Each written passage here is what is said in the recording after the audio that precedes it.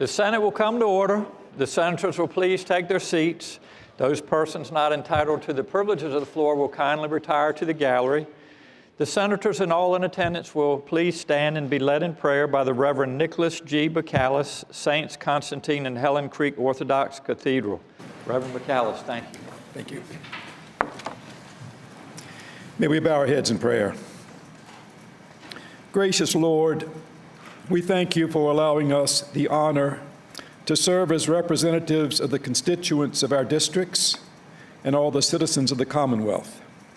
We thank you for our freedom to contemplate, discuss, and act upon the challenges and opportunities that we face.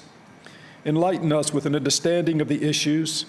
Help us to listen, respect, and learn from those who offer input in our discussions. Grant us the spirit of courage, justice, prudence, and discernment in the performance of our duties, and to reconcile differences that arise. From our diversity, grant us unity and harmony so that we may best serve all Virginians.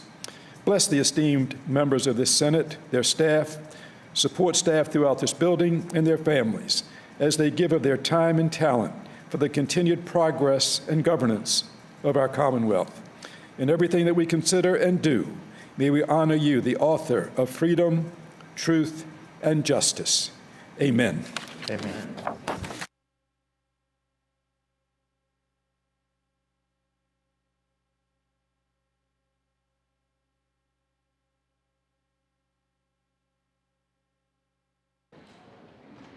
The clerk will call the roll.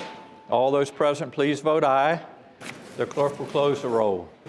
You have a quorum, Mr. President. Senate Journal for Friday, February 5th, 2016. The senator from Bath County, Senator Deeds, moves that the reading of the journal be waived.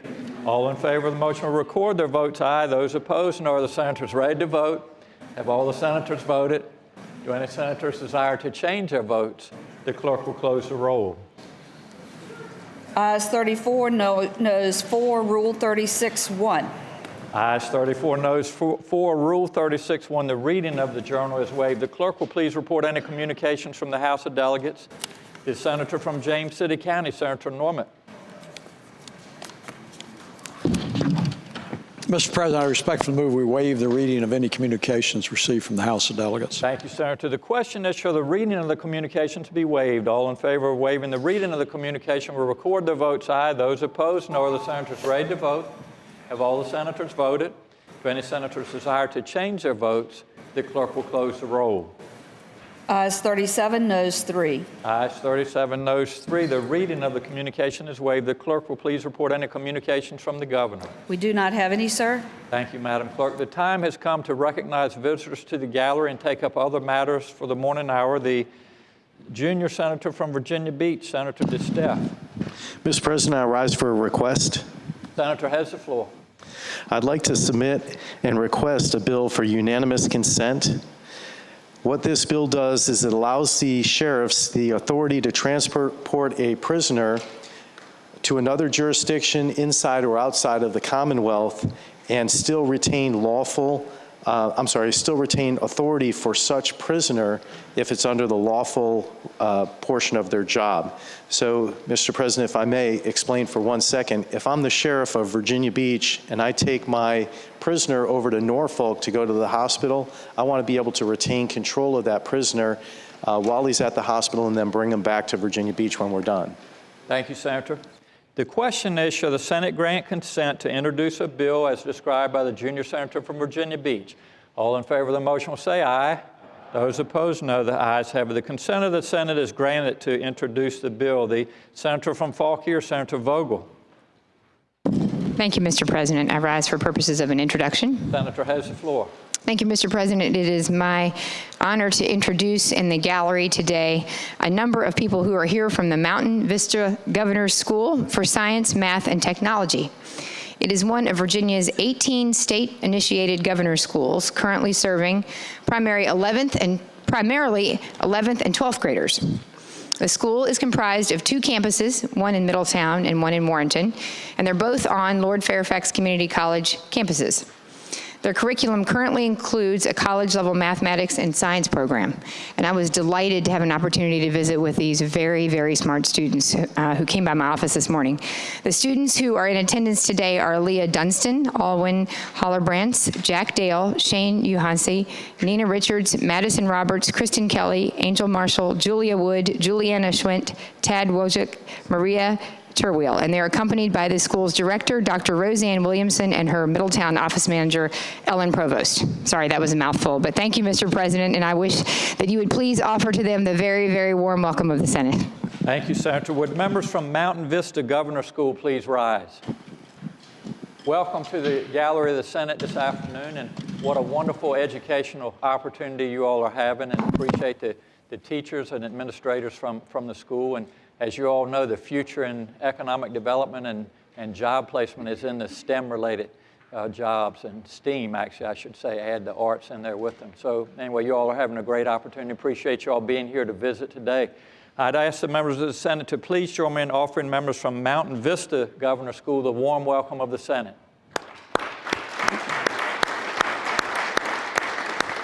The senior senator from Loudoun, Senator Black. Thank you, Mr. President. I rise to comment on a small gift that I was given by our pages. Ladies and gentlemen, over the last several years, the pages always are taken out to the Virginia War Memorial, which is a wonderful place, very, very well run institution, and it always is a very interesting trip for them. And one of the things that I have traditionally done is I go out and I speak with the pages. And we have a little show and tell because I have a few things that I take with me, and those are typically of some interest. And I was very pleased to see that when I came in today, I received a thank you from the pages, signed by each of them, and I just want to take the opportunity to thank the pages here and all of the pages for their graciousness. And I think it's a great trip. It's a great opportunity, and I appreciate the opportunity to speak to them. Thank you, Senator, and thank you for your service to our country. The senator from Mecklenburg, Senator Ruff. Thank you, Mr. President. I rise for an introduction. Senator has the floor. We have part of the Virginia Farm Bureau Young Farmers with us in the gallery today. The Virginia Farm Bureau Young Farmers are the future of our agriculture industry in the Commonwealth. This program is geared towards young farmers ages 18 to 35 who have an interest in agriculture and who want to make a difference in Virginia's largest industry and their local communities. This group focuses on developing leadership skills and providing networking opportunities. Today, I am pleased to introduce those who are with us in the gallery: Bob Harris, Chris Haskins, J.B. Gregory, Chandler Vaughn, Cully Drinkwater, Steve Berryman, and W.P. Johnson. I ask you to give them a warm welcome. I will. Thank you, Senator. Thank you to those from the Virginia Farm Bureau for being with us today. And as the senator from Mecklenburg said, it is Virginia's #1 industry, and don't ever be shy about letting people know that around the Commonwealth. So we appreciate what you do. I don't know if any of you are from there, but if you come visit us on the Eastern Shore, we've got some great farms on the Eastern Shore as well, right? The senator from Accomack. So thank you all for being here today, and thanks for advocating for the farmers across the Commonwealth. I'd ask the members of the Senate to please join me in offering members from Virginia Farm Bureau the warm welcome of the Senate.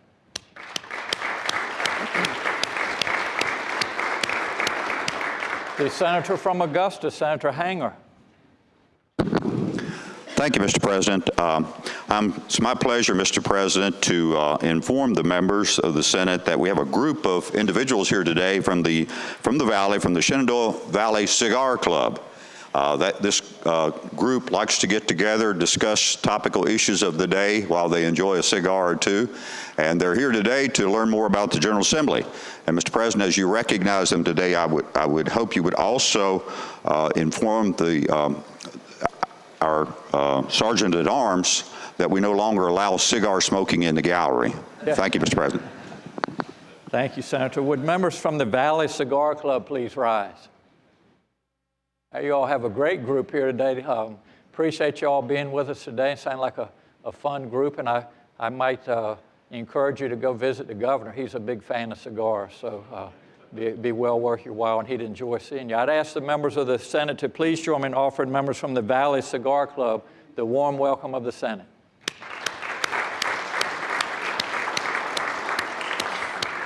The junior senator from Henrico, Senator Donovan.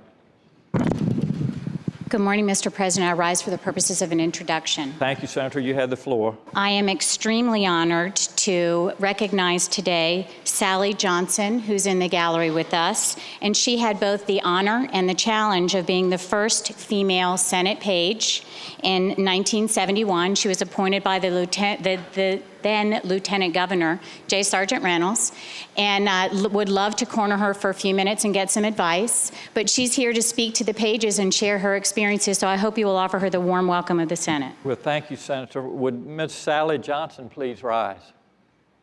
Welcome back to the gallery and to the Senate, and what a great feat historically to be the first female page. We actually had a page last week was in the class of 1944.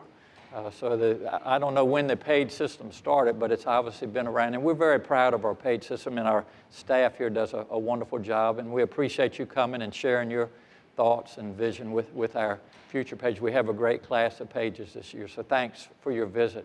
I'd ask the members of the Senate to please join me in offering Ms. Sally Johnson the warm welcome of the Senate.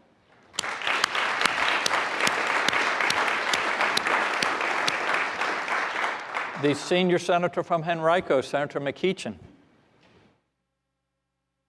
Mr. President, I rise for introduction. Senator has the floor. Thank you, Mr. President. The invocation today was given by the Reverend Nicholas Bakalis of St. Constantine and Helen Greek Orthodox Cathedral here in the city of Richmond. He is a reverend who comes by here on a frequent basis, and we certainly need his blessings and his guidance. And so, Mr. President, on behalf of the Richmond delegation, that would be myself, Senator Dance, and Senator Studevant, I would ask that you give him the warm welcome of the Senate. Thank you, Senator. Would Reverend Bakalis please rise? Thank you, sir, for helping us again today and getting us off on the right foot. And it's always a pleasure to see you. And as we said, I think you have quite a collection of our Lord Jefferson cups now, so you need an extra cupboard in your house. But we hope you'll keep coming back and helping us, so we thank you for that. I'd ask the members of the Senate to please join me in offering the Reverend Nicholas Bakalis the warm welcome of the Senate.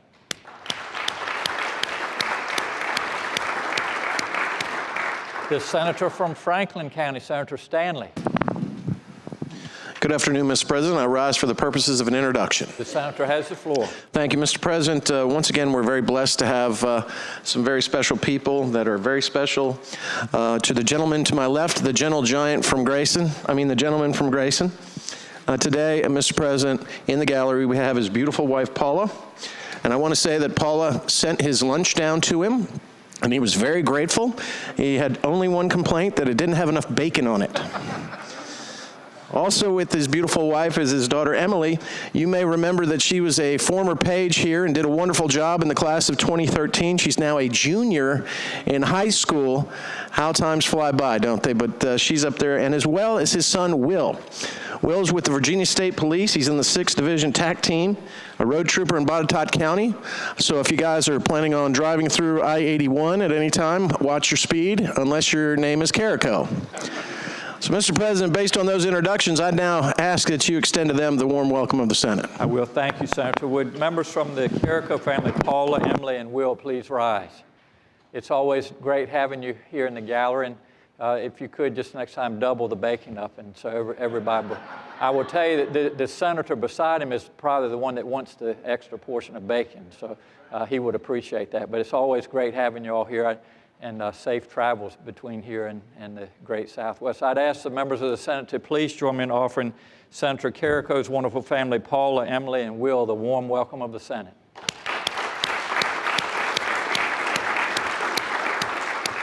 The senior senator from Virginia Beach, Senator Wagner. Thank you, Mr. President. I just rise for an announcement.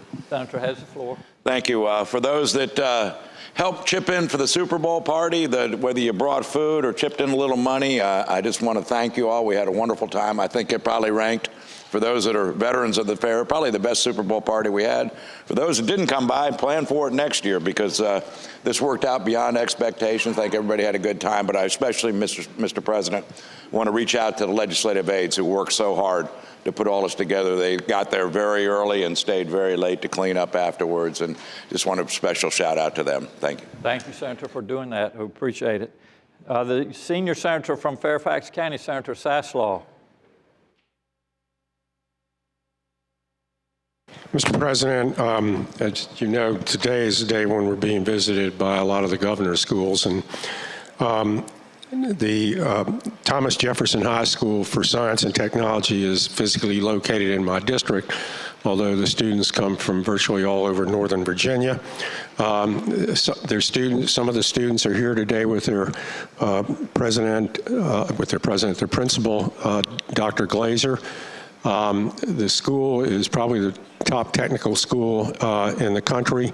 Just a few statistics. The Virginia SAT average for those three categories, the statewide average is 33 or 34, and the average at Jefferson SAT score is 2182, over 650 points above the state average. And they're 500 points above the Fairfax County average. It's a remarkable school, and it's had just unbelievable success, and I would ask that you extend the welcome of the Senate of Virginia to them. Thank you, Senator. Would members from Thomas Jefferson High School please rise? Well, thank you all for being here, and just as the Senator said, what a great educational opportunity, and congratulations on your all's accomplishments, and we certainly wish you the best in your educational endeavors. I'd ask the members of the Senate to please join me in offering members from the Thomas Jefferson High School for Science and Technology the warm welcome of the Senate.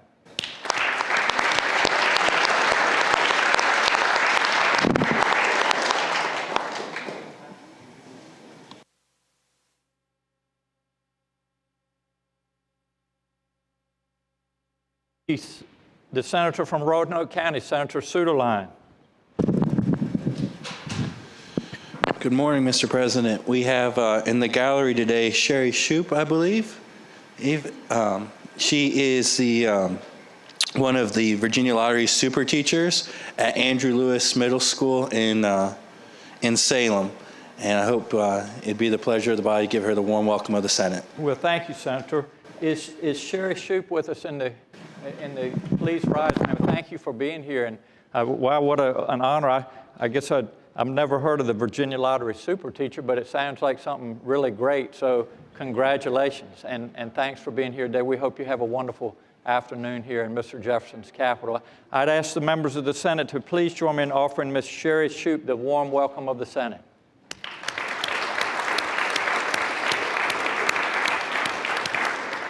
Is there any other business for the morning hour? Seeing none, the clerk will please call the calendar.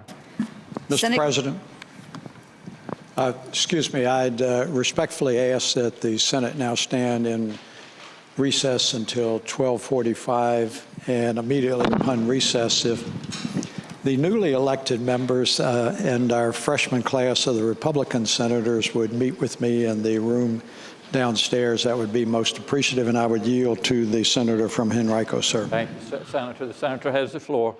Thank you, Mr. President. If the Senate Democratic Caucus, both the newly elected members as well as the old elected members would meet in the conference room in the back. Thank you, Senator. The Senate will stand in recess until 12:45.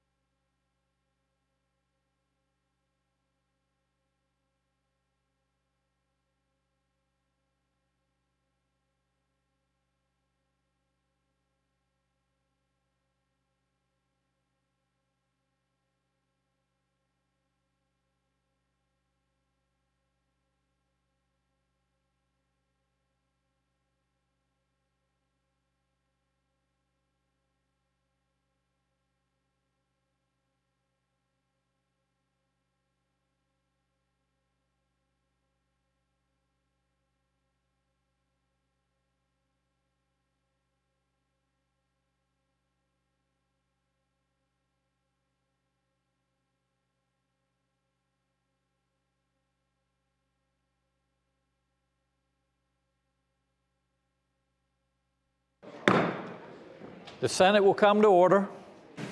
Is there any other business for the morning hour? Seeing none, the clerk will please call the calendar. Senate calendar for Monday, February 8, 2006. Uncontested calendar. Senate bills on third reading. Senator from James City County, Senator Norman. Thank you, Mr. President. I'd respectfully move that all the Senate bills on the third reading on the uncontested calendar, which would include all Senate bills on pages 1 through 7, including Senate Bill 507 through Senate Bill 750, be placed on their final passage in the block. If any senator desires to remove a bill from the block, please do so after the clerk has read the number of that bill. Thank you, Senator. The question is, shall the Senate bills on the uncontested calendar, third reading, pages 1 through 7, Senate Bill 507 through Senate Bill 750, be placed upon their final passage in the block with the understanding that any senator desiring a bill removed from the block will do so after the clerk has read the number of the bill? All in favor of the motion will say aye. Those opposed, no. The ayes have it. The motion is agreed to. The bills are before us in the block. The clerk will please read the number of the bills. Senate Bill 507. The Senator from Franklin, Senator Stanley. Thank you, Mr. President. Can Senate Bill 507 come out of the block and go by for the day?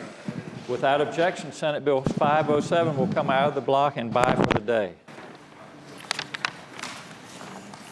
Senate Bill 636. The Senator from Grayson. Thank you, Mr. President. Can Senate Bill 636 come out of the block and by for the day? Without objection, Senate Bill 636 will come out of the block and by for the day. Senate Bill 294. Mr. President? The Senator from Alexandria, Senator Eben. Could Senate Bill 294 come out of the block? Without objection, Senate Bill 294 will come out of the block. Senate Bill 17. Senate Bill 246. Senate Bill 309. Senate Bill 414. Senate Bill 444. Senate Bill 451. Senate Bill 460. Senate Bill 527. Senate Bill 589. Mr. President. The Senator from Eastern Fairfax County. Could that bill come out of the block? Without objection, Senate Bill 589 will come out of the block. Senate Bill 642. Senate Bill 690. Senate Bill 750. Madam Clerk. The Senator from Roanoke County, Senator Suderline. Can Senate Bill 642 come out of the block, Mr. President? Without objection, Senate Bill 642 will come out of the block. The question is, shall the bills in the block pass? That is, all bills except for 507, 636, 294, 589, and 642. All in favor of the passage of the bills will record their votes aye. Those opposed, no. Are the senators ready to vote? Have all the senators voted? If any senators desire to change their votes, the clerk will close the roll. Ayes 40, noes 0. Ayes 40, noes 0. The bills in the block pass. Return to page 2. Senate Bill 294. The junior senator from Virginia Beach, Senator DeSteffe. Good morning, Mr. President. Senate Bill. Senator. Thank you. Senate Bill 294 basically states that if an employee of the state takes retaliatory action against someone who's testifying in front of a committee or subcommittee, then a complaint can be filed and the Office of the Inspector General can basically look into that complaint. And I request that the bill pass. Thank you, Senator. The senator from Alexandria, Senator Eben. Thank you, Mr. President. Will the junior senator from Virginia Beach yield for a question? Junior senator, yield for a question. Absolutely, Mr. President. I would ask the senator if this means that if I was the commissioner of an agency and wanted to testify for a bill, that the deputy commissioner could testify differently? The junior senator from Virginia Beach. No, actually, if I may, Mr. President, what it means is if you testified as the commissioner or deputy commissioner, on a bill in front of a committee or subcommittee, and then when you went back to your commission, you were fired and retaliated against for your testimony, then the Office of Inspector General could look into that, and then appropriate actions could be taken. Senator from Alexandria. Speak to the bill briefly. Senator has the floor. Mr. President, the way I read the bill, it would allow for people who are not representing the administration who work for the state to testify for a bill, perhaps to a contrary position of the administration, and could lead to some confusion. And when people testify who work for the state before a General Assembly commission, they are seen, General Assembly committee, they are seen as representing their agency or cabinet secretariat, and that's why I'm going to vote against the bill. Thank you, Mr. President. Thank you, Senator. The senator from Fairfax City, Senator Peterson. Gentleman yield for a question. Would the junior senator from Virginia Beach yield for a question? Mr. President, absolutely. He yields, Senator. I'd ask the gentleman, I remember we had a colloquy in the General Laws Committee, and I can't remember how it was resolved, that we had a bill last year that was similar to this. It had a carve out for constitutional officers.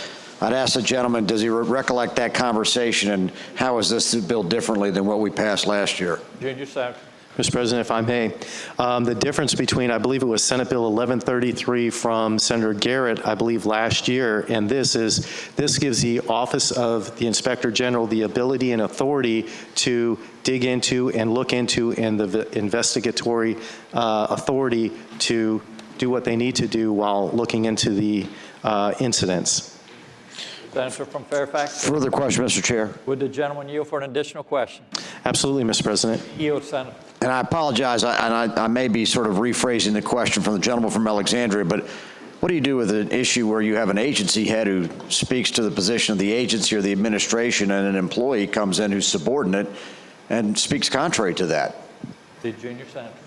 Mr. President, if I may, we have this thing called the First Amendment rights. So if he's speaking on behalf of the agency, he's not authorized to do that. If he's speaking on behalf of him as an individual, then he's absolutely allowed to do that, and we should do nothing, or he should not be retaliated against for speaking under his First Amendment rights. Thank you. Further question, Mr. Chair. The gentleman yield for an additional question. Absolutely, Mr. President. Senator.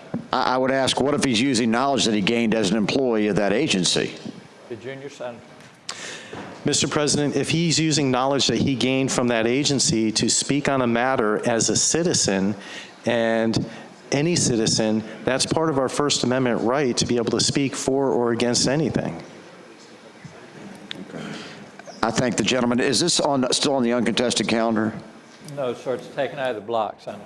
I thank the gentleman. The question is, shall Senate Bill 294 pass? All in favor of the motion will record their votes aye. Those opposed, no. Are the senators ready to vote? Have all the senators voted? Do any senators desire to change their votes? The clerk will close the roll. Ayes 29, noes 11. Ayes 29, noes 11. The bill passes. Moving forward to page 6, Senate Bill 589, the senator from Rockingham, Senator Obenshain.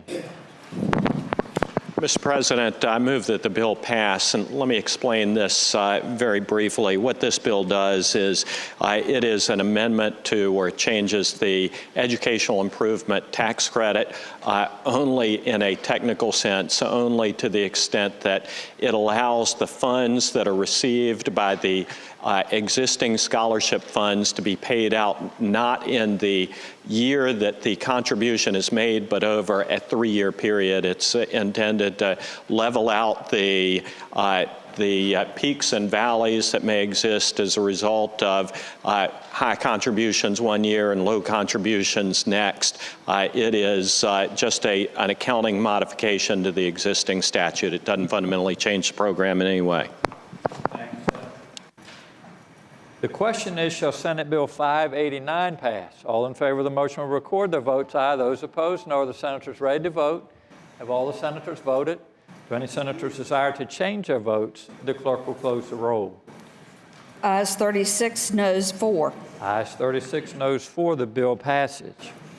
On page 7, Senate Bill 642, the junior senator from Virginia Beach, Senator DeStep. Good afternoon, Mr. President. Good afternoon, Senator.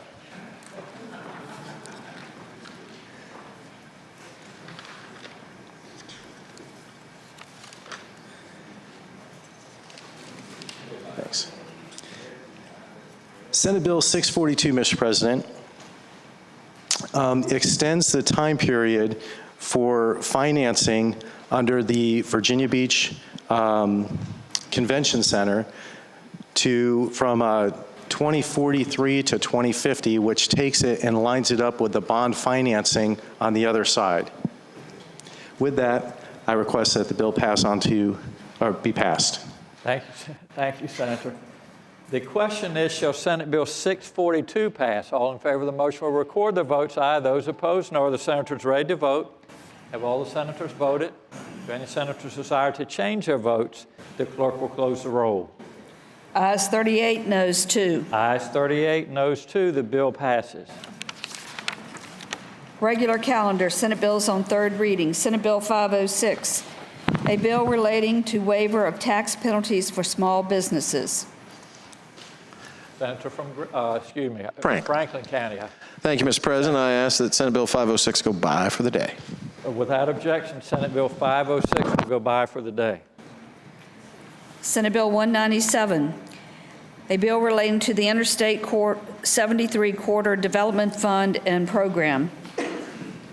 Senator from Franklin, Senator Stanley. Thank you, Mr. President. I move that Senate Bill 197 pass. And speaking to that motion, sir? Senator has the floor. Thank you, Mr. President. Ladies and gentlemen of the Senate, this bill right here takes what is already created and extends it 30 years from now into something that is a high priority for our area.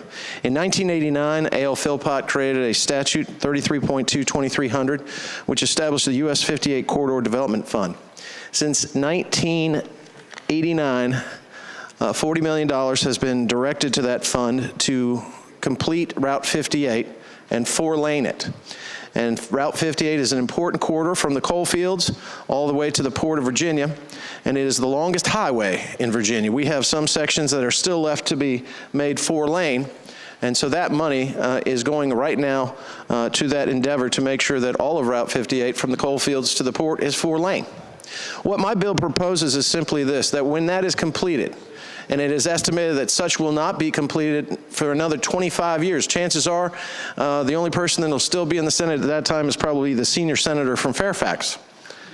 But what this will do is then transform what is already there, not any new money, not any new taxes, nothing, transform what is already there into the Interstate 73 Corridor Development Fund. Why is that important? Ladies and gentlemen, as you've heard from me before, we always like to say in Southside and Southwest Virginia, that we helped build the economy of Virginia through textile, tobacco, manufacturing, and coal. With NAFTA and CAFTA going away, we've lost many of our industries. When we used to have 2% unemployment, now we have 15, 16, 18% unemployment. Whether it be Galax or Martinsville, each city is unfortunately fighting the other to see who has the highest unemployment rates in the state. And it's because we've lost so much from those industries. But we see actually an economic revitalization occurring.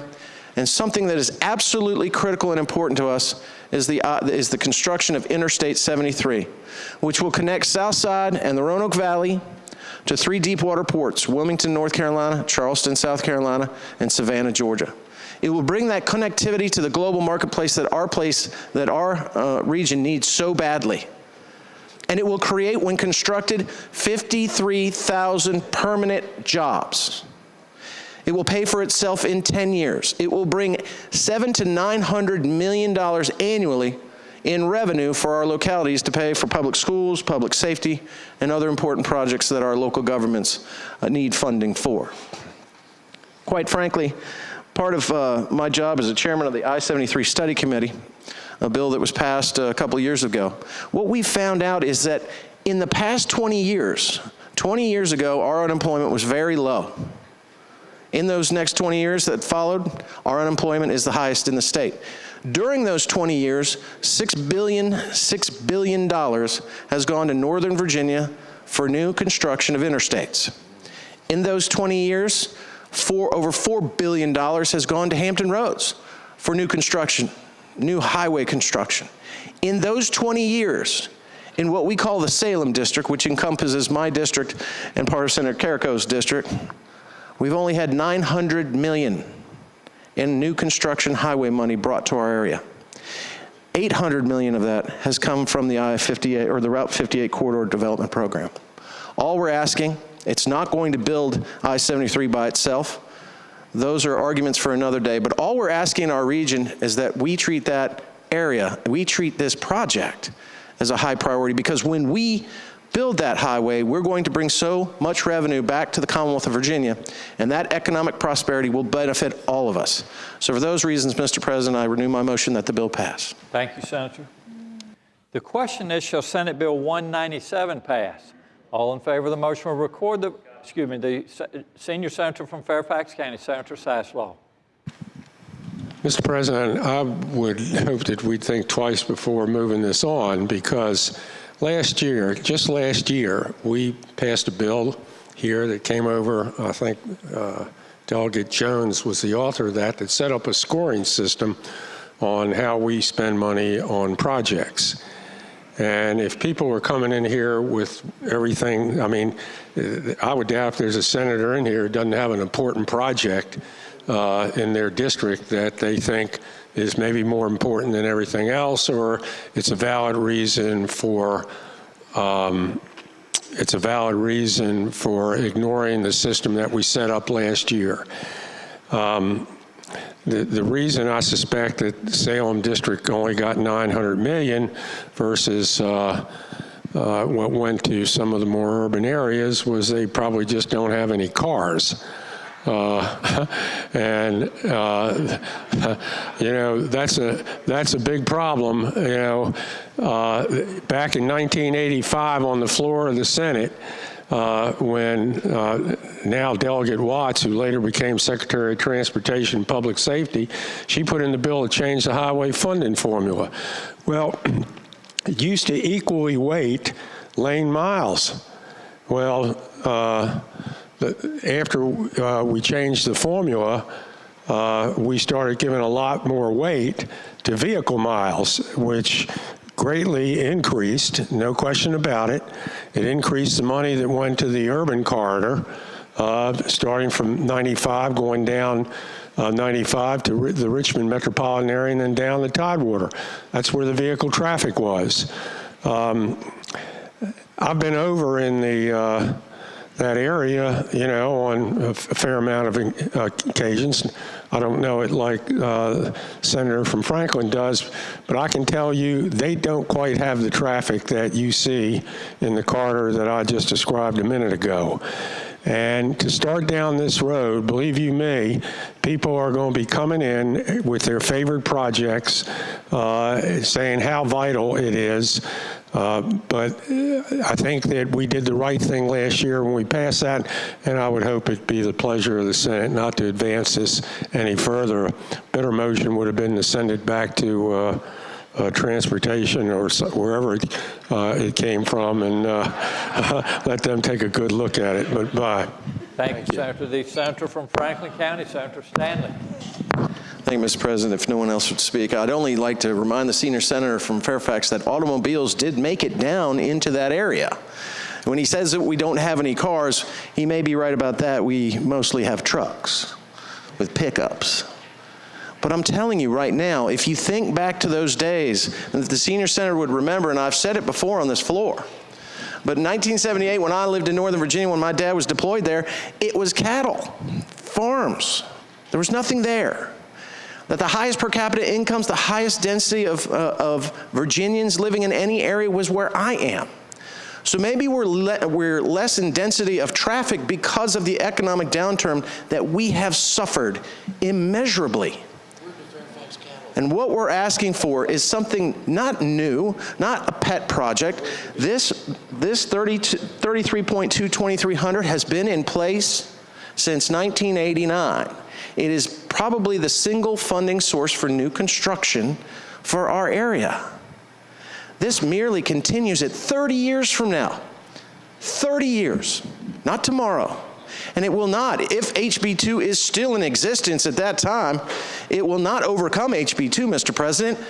This will still be graded on that system. And right now, when I look at HB2 and its grading system, it has economic development as a third of that qualifier, which we would score immeasurably on, but then already existing density of traffic, which may prevent anything from being built in rural areas. I remind us that we were the manufacturing jewel of Virginia at one time. What we're asking to do is put our people back to work. And when you talk about 53,000 jobs created by this highway being constructed, when we talk about jobs programs, that's a jobs program. And as long as everyone still wants us just to be in our economic condition, then I guess we're stuck. We're not asking for a handout, we're just asking for a hand, and we'll do the rest ourselves, Mr. President. Mr. President. The senator from Bass. The gentleman yield for a question. The senator from Franklin yield for a question. Mr. President, I'd be happy to. He yields, Senator. Mr. President, I'd ask the gentleman if he has an idea how much the Virginia section of the proposed I-73 is going to cost in 2016 dollars. The senator from Franklin. Mr. President, I would answer the gentleman that I absolutely do know how much it will cost. The senator from Bass. Mr. President, I would ask if the gentleman would yield for an additional question. The gentleman yield for an additional question. Mr. President, I was anticipating that, so yes, I will yield. He yields, Senator. Would the gentleman share with the body how much in 2016 dollars the Virginia section of I-73 will cost? Senator from Franklin. Thank you, Mr. President. I would answer the gentleman by saying $4 billion. Senator from Bath County. Mr. President, would the gentleman yield for an additional question? Would the gentleman from Franklin yield for an additional question? I most certainly will, Mr. President. Senator. If I heard correctly, the gentleman said that US 58 construction will not be complete for 25 years, so 25 years is 2041. And if one is to assume that we will have some measure of inflation between now and 2041, that $4 billion or might reasonably be $7 or $8 billion, would the gentleman explain how long he thinks that the $40 million or maybe $40 million is going to take to build the Virginia section of I-73? And does he think that anyone in this room is going to be alive to see it built? The senator from Franklin County. Senator Standing. Mr. President, I would answer the gentleman. I am only sure of one person that will be alive at that time, and that is, again, the senior senator from Fairfax. So he's just not going anywhere. But I'll tell you this, there are many questions, Mr. President, that have been posed.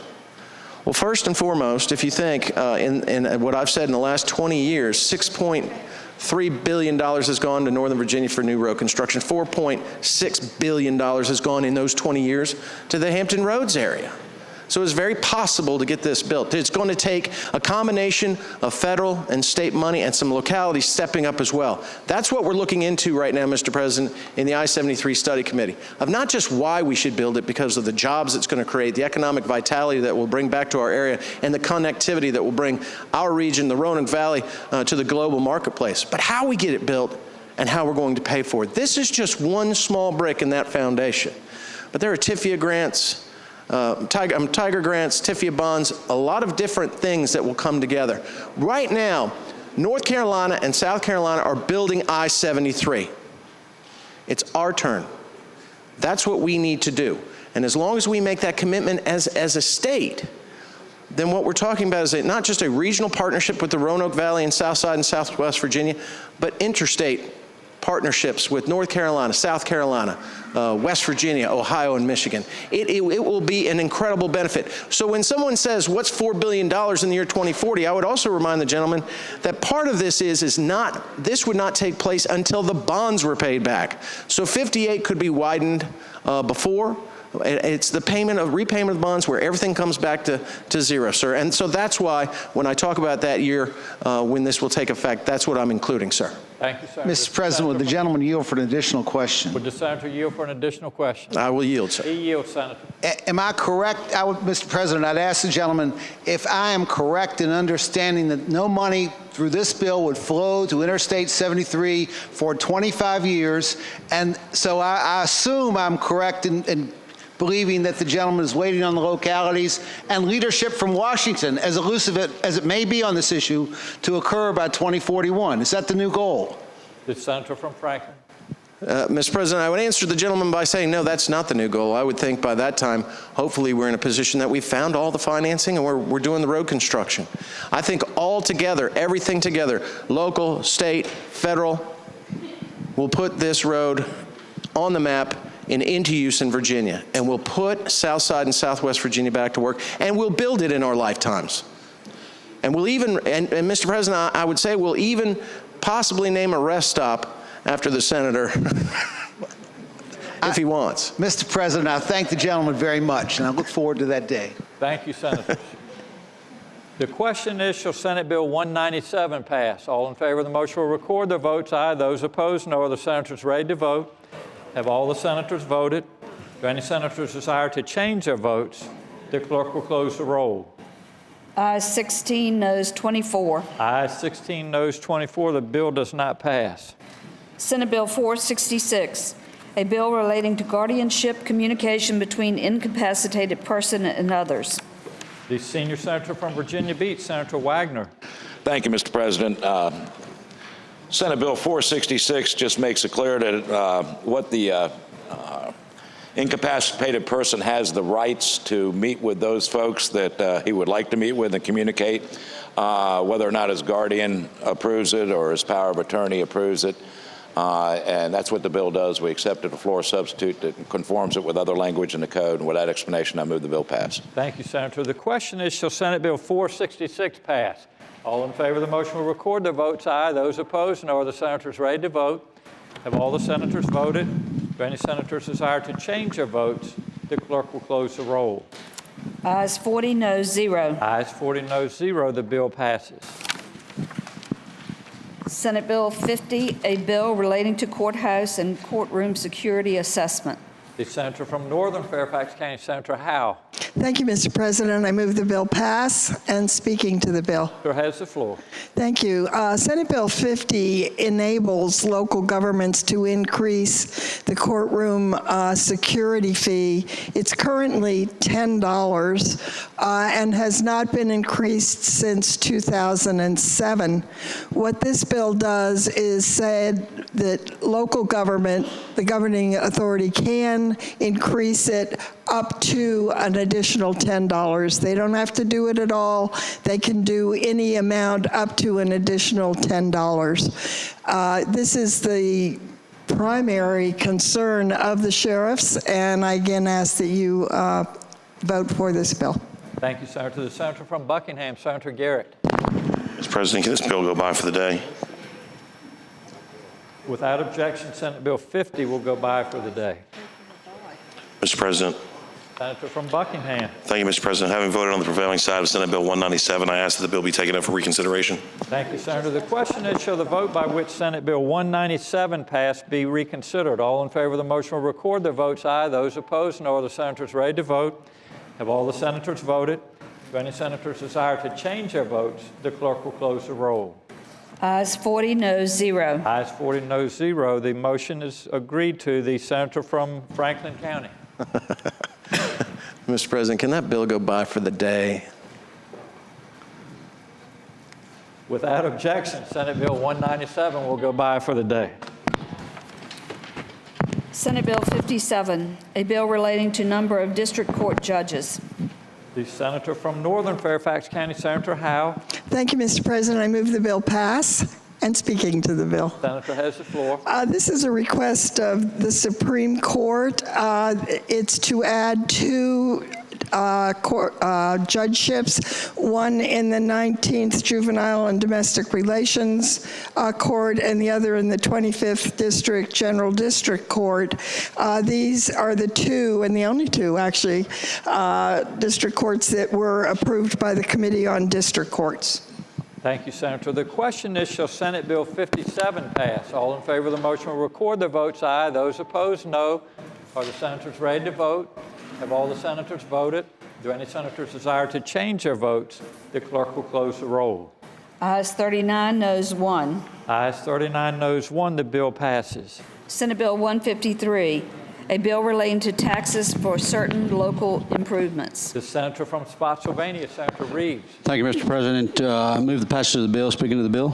Senator has the floor. Ladies and gentlemen of the body, this is just came because Orange County has some roads in a development that they cannot complete and get put into the system. Without this legislative authority, they don't have the opportunity to set up a taxing authority that was requested by the neighborhood whose roads are not completed. So this delegates that authority to that local body as part of kind of a Christmas tree effect with the cities of Chesapeake, Hampton, Hopewell, Newport News, Norfolk, Richmond, and Virginia Beach. And we are asking that Orange County be allowed to do that. The cost of the roads is about $120,000. They don't have it in their budget, and the folks in that neighborhood would like their roads fixed. Thank you, Mr. President. Thank you, Senator. The senator from Stafford, Senator Stewart. Thank you, Mr. President. Will the gentleman yield for a question? Would the senator from Spotsylvania yield for a question? I yield.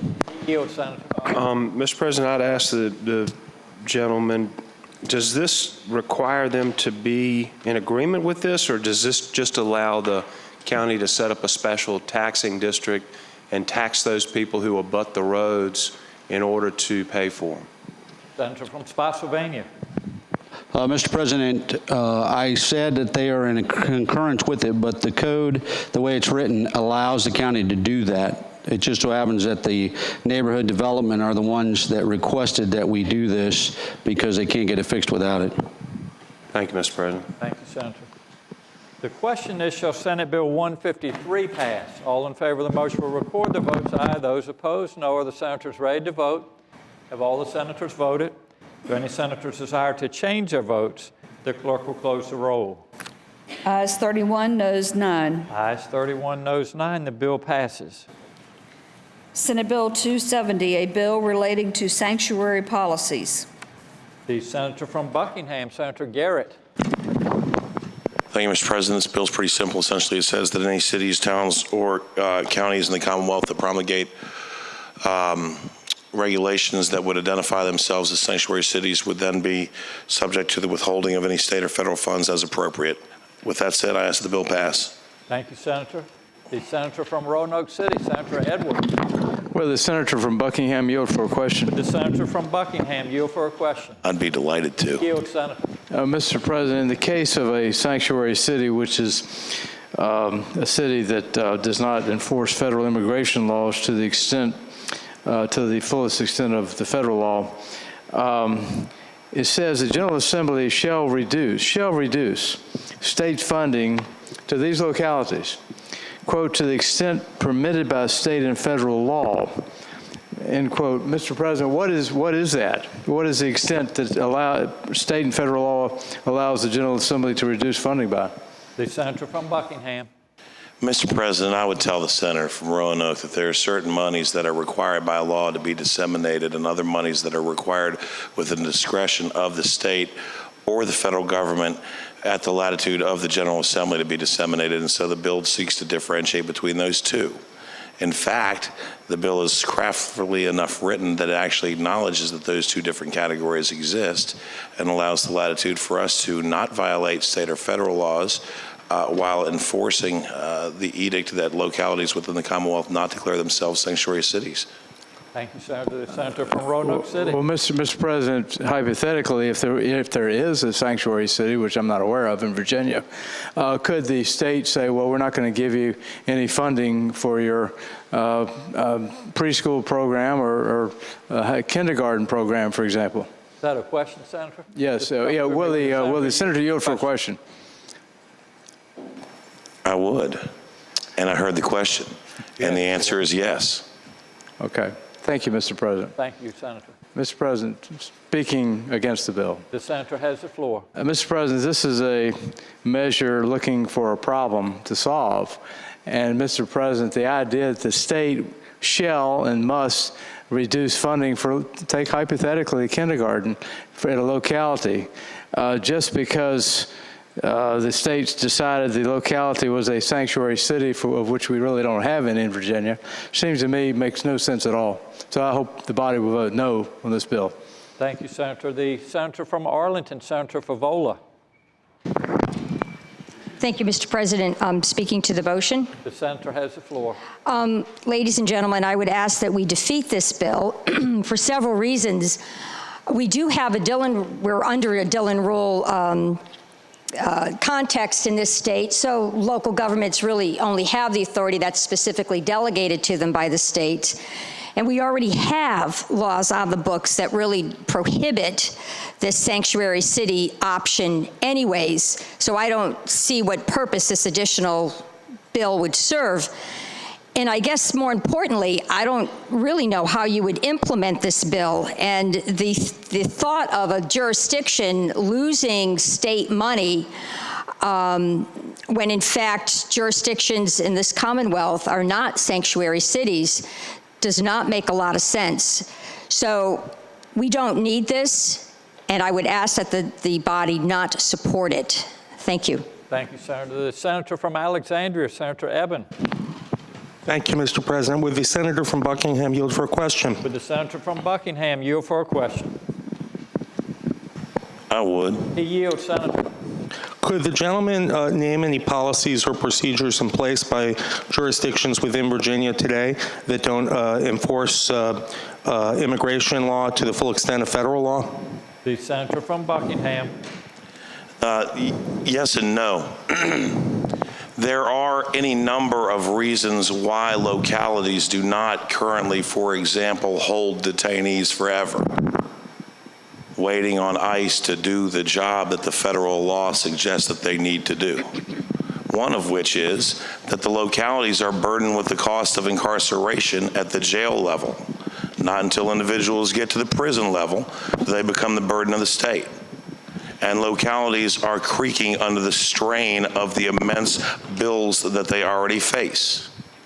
And so, therefore, many localities, as a matter of practical decision-making, choose not to incarcerate people forever until ICE shows up. And this bill wouldn't stop that. Let me be clear. What this bill would do is keep a locality from refusing to enforce federal law when it was directed. It would not force the implementation of any policies. I find it ironic, Mr. President, that people talk about localities potentially losing money and in the same breath say, but there are no sanctuary cities in Virginia. Because if there are no sanctuary cities in Virginia, then pass the bill.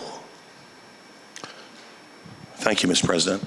Would the gentleman yield for another question? Would the senator yield for an additional question? I'd love to yield for an additional question. I like this. He yields, Senator. Maybe I should just speak against the bill, since he's liking to yield. Okay, I'll ask him. On lines 15 and 16, it says, to the extent permitted by state and federal law to any locality found to have violated the provisions.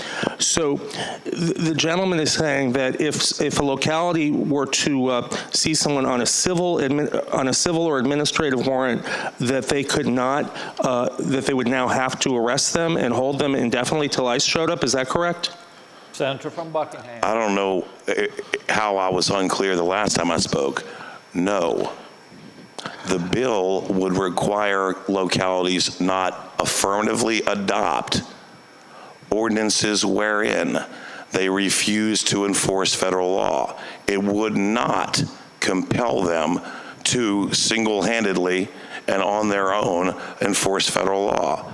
Essentially what it says is you may not adopt policies wherein you explicitly refuse to uphold the law. It doesn't say you must uphold the law.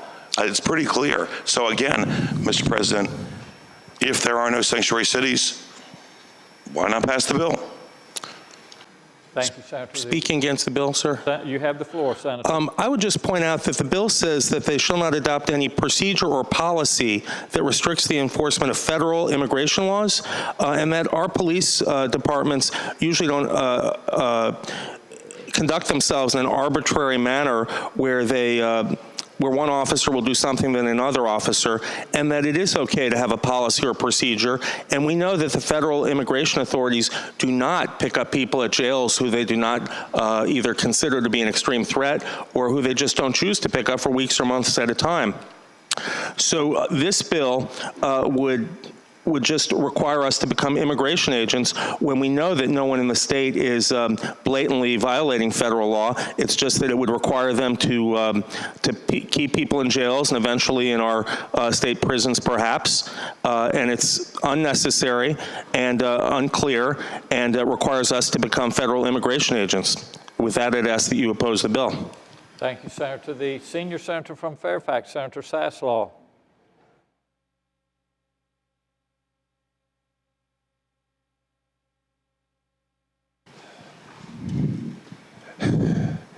You know, Mr. President, the one thing that we're never going to run out of around here is hypocrisy, okay?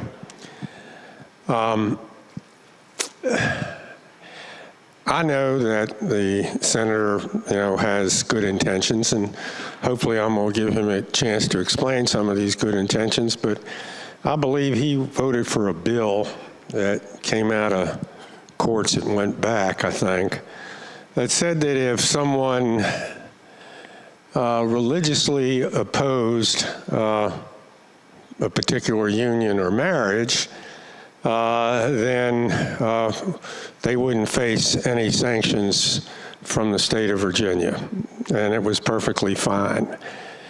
Now, I don't think, apparently he's not willing to extend the same thing to people who feel that it's immoral and against their religion to enforce what they may or may not feel is an unjust federal law or action. That's called hypocrisy, okay? And there's no shortage of it here. Now, having said that, let me just tell you this.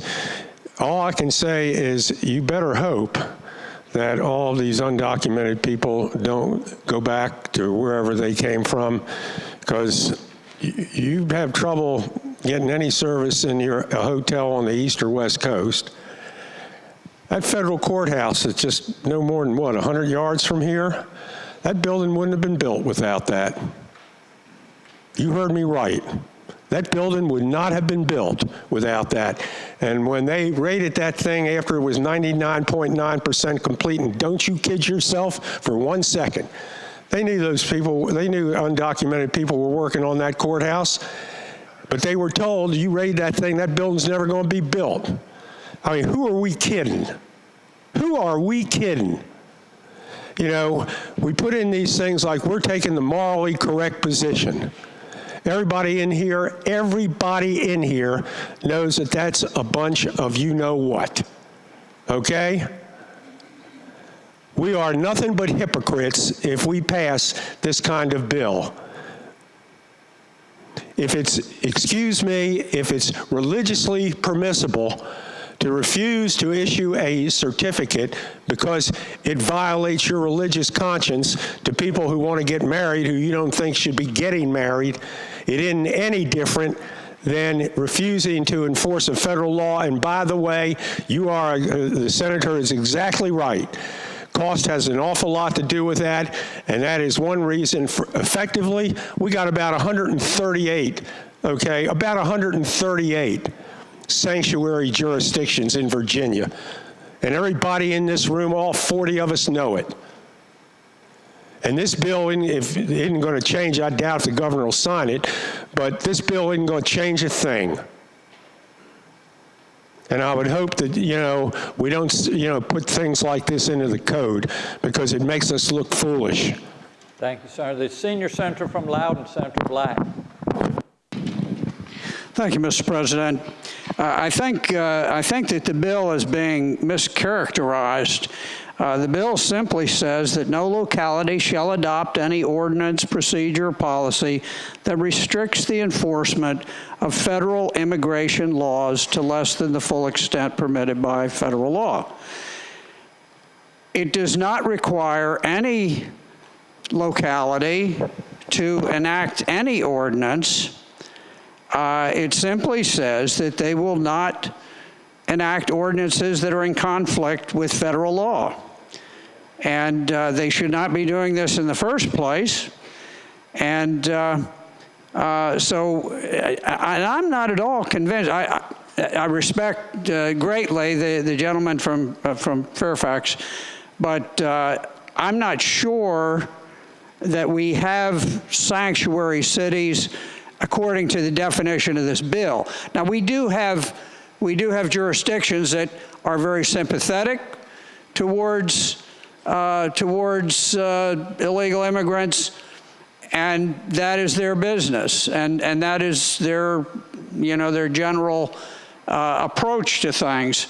However, what this does, this is very limited because it says they will not enact an ordinance that is essentially in conflict with federal law. And I don't think they should be doing that, and I think we should pass the bill. Thank you, Senator. The senator from Buckingham, Senator Garrett. Mr. President, speaking of the bill, Senator has the floor. what I'd like to do is read this bill. Now, unlike some bills, it won't take 20 minutes. It might take 20 seconds. No locality shall adopt any ordinance or procedure or policy that restricts the enforcement of federal immigration laws less than the full extent permitted by federal law. The General Assembly shall reduce state funding to the extent permitted by state and federal law to any locality found to have violated the provisions of this section. That's it. That's the whole bill. So we can talk all about hypocrisy. I would point out that the Constitution protects individual rights, not rights of the state. We can talk all about what laws we should and shouldn't enforce. Let me make a suggestion. We should enforce all the laws, and if we don't want to enforce them, then we should change them. And this is a joke, and it ain't a funny one. Okay? This has nothing to do with individuals who followed the path of opportunity. It has to do with the federal government that is undermining our ability at the state level to do our job. And will we undermine localities' ability at their level to do their job? Because every single law that's on the books that's unenforced waters down the value of every law that remains. And so I've had three members from the other side, Mr. President, say, well, there are no sanctuary cities. Well, good. Then we're voting on whether or not we should enforce our laws that are already on the books. And if you don't think we should enforce our laws that are already on the books, then you need to be calling Washington, D.C. and telling those sons of guns to change them. See, there's way too much of nothing to see here, move along. These aren't the droids you're looking for.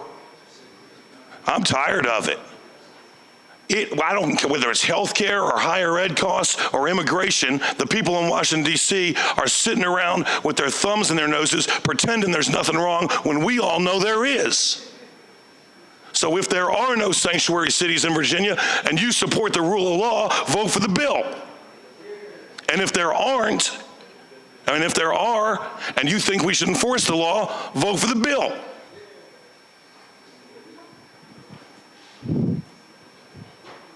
It is amazing, Mr. President, the ability to distract and use subterfuge and jingoism. This is very simple. We are either voting for rule of law or voting against it. And with that, I ask that the bill pass. Thank you, Senator. The question is, shall Senate Bill 270 pass? All in favor of the motion will record their votes aye. Those opposed, no. Are the senators ready to vote? Have all the senators voted? Do any senators desire to change their votes? The clerk will close the roll. Ayes 21, noes 19. Ayes 21, noes 19. The bill passes. Senate Bill 549, a bill relating to conditional zoning. The senator from Rockingham, Senator Obenshain.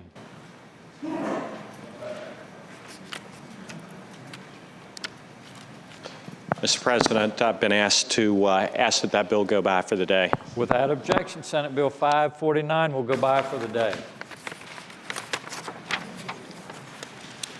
Senate Bill 574, a bill relating to officers of election required training. The senior senator from Henrico, Senator McEachin. Mr. President, might that bill go by for the day, please? Without objection, Senate Bill 574 will go by for the day.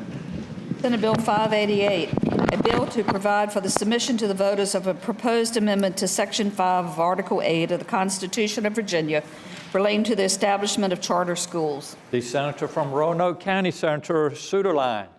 Mr. President, I'd ask that the bill go by for the day. Without objection, Senate Bill 588 will go by for the day. Senate Bill 646, a bill relating to Fantasy Contest Act, registration required, conditions of registration, civil penalty.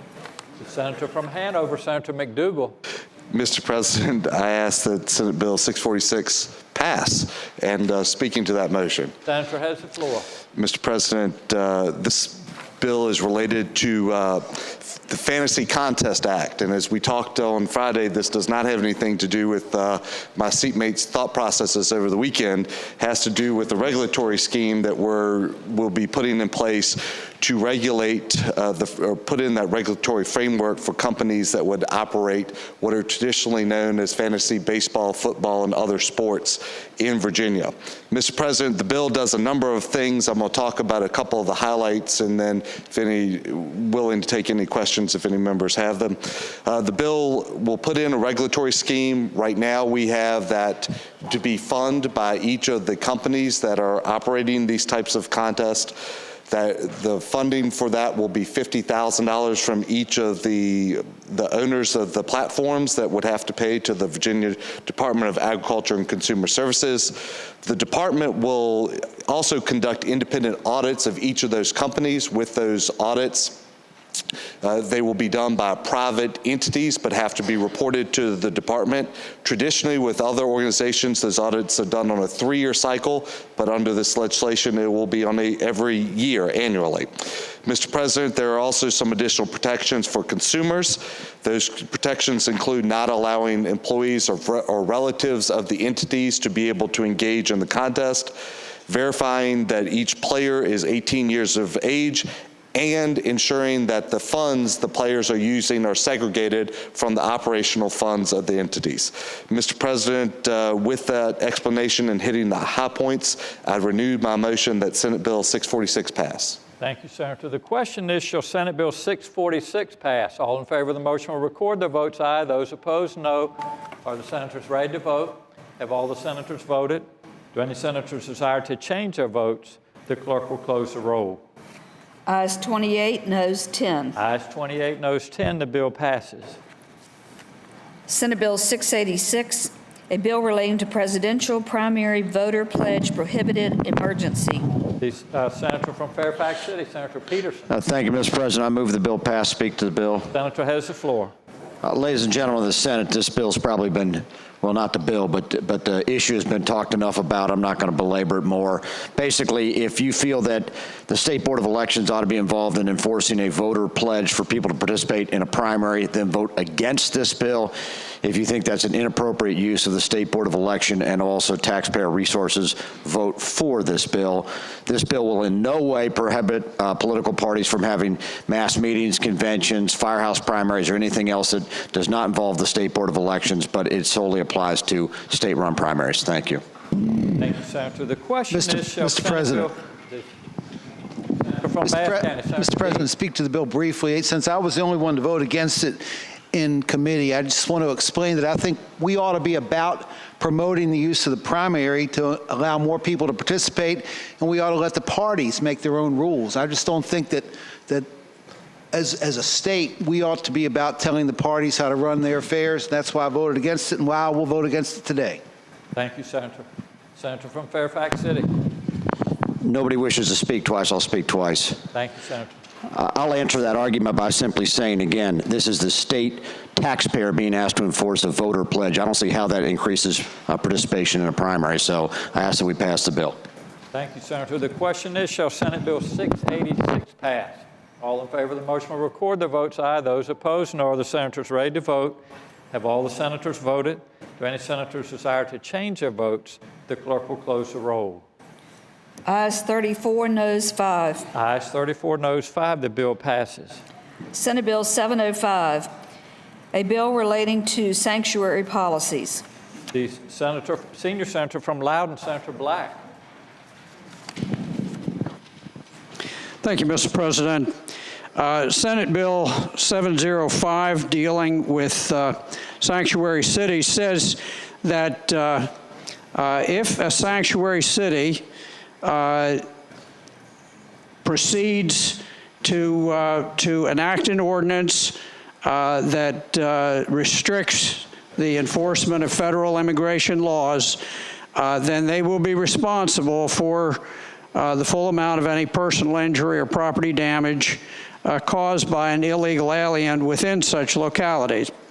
As you know, typically these folks are judgment proof, and anyone who suffers injury is likely to be left holding the bag. This is very similar to the last bill that we had. I really do not desire to impose any liability on any jurisdiction because, first of all, we have the Dillon Rule. The Dillon Rule says that you do not have the authority to enact an ordinance that flies in the face of federal law. We also have federal preemption. The doctrine of federal preemption says that states will not enact laws which conflict with expressed federal mandates. Normally, you would think this is not necessary. However, we're seeing in other states a movement towards simply ignoring federal law, ignoring federal preemption, and doing this. San Francisco has been a rather dramatic example where we had a woman who was murdered by someone who was protected by the law enforcement officials there from being turned over to federal officials. So with that, my hope is that as the bill that we just passed that was introduced by the senator from Buckingham, is that this bill does not have any effect whatsoever in Virginia because Virginia localities comply with both federal law and with the Dillon Rule. And so with that, I would ask that you pass the bill. Thank you, Senator. Mr. President. The senior senator from Henrico, Senator McEachin. Would the senior senator from Loudoun yield for a question or two? Would the senior senator I from do Loudoun yield for a question? He yields, Senator. Mr. President, I would ask the senior senator from Loudoun, how does his proposed legislation comport with the requirements of the Tort Claims Act? The senior senator from Loudoun. Are you referring to the Federal Tort Claims Act? For clarity, Mr. President, I'm referring to the State Tort Claims Act. Senior senator. I cannot give you an accurate response to that. All that I'm saying is that under this bill, the individual who commits this essentially turns over his liability to the locality, and I think it's fairly clear. And regardless of the Tort Claims Act, which is really designed, I think, to provide some insulation to the locality from claims of tort. This is not a tort committed by the locality. It is a tort committed by an unlawful immigrant, and the individual who is so damaged is entitled to bring suit against the locality, and the locality, through its own actions, has waived sovereign immunity in that case. Senior senator. Further question, Mr. President? Would the gentleman yield for an additional question? I do. He yields, Senator. Of course, Mr. President, we understand that by enacting the Tort Claims Act, that is a waiver of sovereign immunity to a degree. But the Tort Claims Act, depending on whether you're a county, city, or possibly even a state, has different notice requirements. I don't see where there are any notice requirements in your legislation. Would your legislation contemplate such notice requirements since they are there to allow the state or the locality to have an opportunity to investigate the matter? The senior senator from Loudoun. I would respond by saying that I think the legislation is self-contained. It essentially gives standing to sue the locality if the locality has violated the Dillon Rule, deliberately violated Virginia law, deliberately violated the federal preemption doctrine, and it opens them up to lawsuits by the individuals who are harmed. Thank you, Senator. The senior senator from Henrico. Speaking to the measure, Mr. President. Senator has the floor. Well, I'll yield to the senator from Fairfax. Gentleman yield for, Mr. President, the gentleman from Loudoun County yield for a question. The senior senator from Loudoun yield for a question. I do yield. Thank you, Mr. President. I'd ask the gentleman, who determines what is a sanctuary city? The senior senator. Thank you, Mr. President. The definition of the sanctuary city is contained within the bill, and it simply says, for purpose of this section, sanctuary city means any locality that adopts any ordinance, procedure, or policy that restricts the enforcement of federal immigration laws to less than the full extent permitted by federal law. Further question, Mr. Chair. Would the gentleman yield for an additional question? I yield. He yields, Senator. So I'd ask the gentleman, if I had a client that was injured, either intentionally or unintentionally, and the perpetrator, at least in my opinion, was someone who was not here legally, would I then file the lawsuit and name the underlying county as a party and have the jury determine whether or not that locality is a sanctuary city? The senior senator from Loudoun. Mr. President, I would respond by saying that the question of whether the county is, or whether the city is a sanctuary city, is a preliminary legal issue which I believe would be determined by the judge rather than the jury. I don't think that would go to the jury, and I think that the locality could make a motion for summary judgment, and based upon whatever proofs were presented. But I think that for the plaintiff, what the plaintiff would need to prove, what you as the attorney for the plaintiff would need to bring forward, is documentation that would show that there was an ordinance enacted by that city, and that the ordinance did not comport with this statute. Further question, Mr. Chair. Would the senator yield for an additional question? I yield. He yields, Senator. I'd ask the gentleman, since it's not limited to intentional torts, what would happen, for example, if a case involved someone who claimed to be here on an investor visa, but they had not actually brought the money that they claimed to bring to the United States, so they therefore were here illegally, and I represent one of the disappointed partners in that investment scheme, could I not then bring a claim against Fairfax County or Arlington or whatever county is the underlying jurisdiction? The senior senator from Loudoun. I'd respond to the gentleman by saying that the text of the bill speaks to personal injury or property damage caused by an illegal alien within such a locality. So if you're talking about contractual issues, if you're, partnership disputes, things of that sort, they're not going to fall within the ambit of this particular bill. Thank you, Senator. The senator from Fairfax. Thank you, Mr. President. I'd like to yield to the gentleman from Rockingham. Mr. President, and with apologies to the patron, I'd like to ask that this bill go by for the day. Without objection, Senate Bill 705 will go by for the day. It's got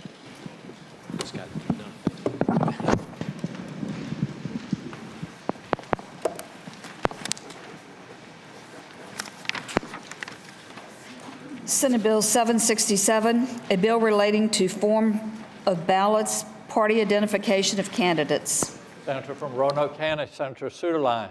Mr. President, can that bill go by for temporarily? Without objection, Senate Bill 767 will go by temporarily.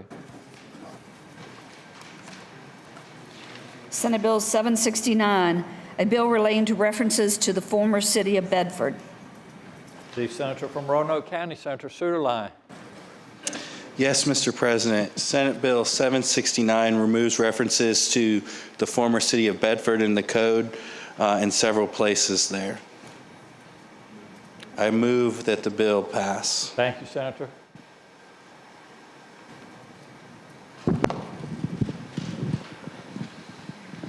The senator from Franklin, Senator. Thank you, Mr. President. Will the senator yield for a question?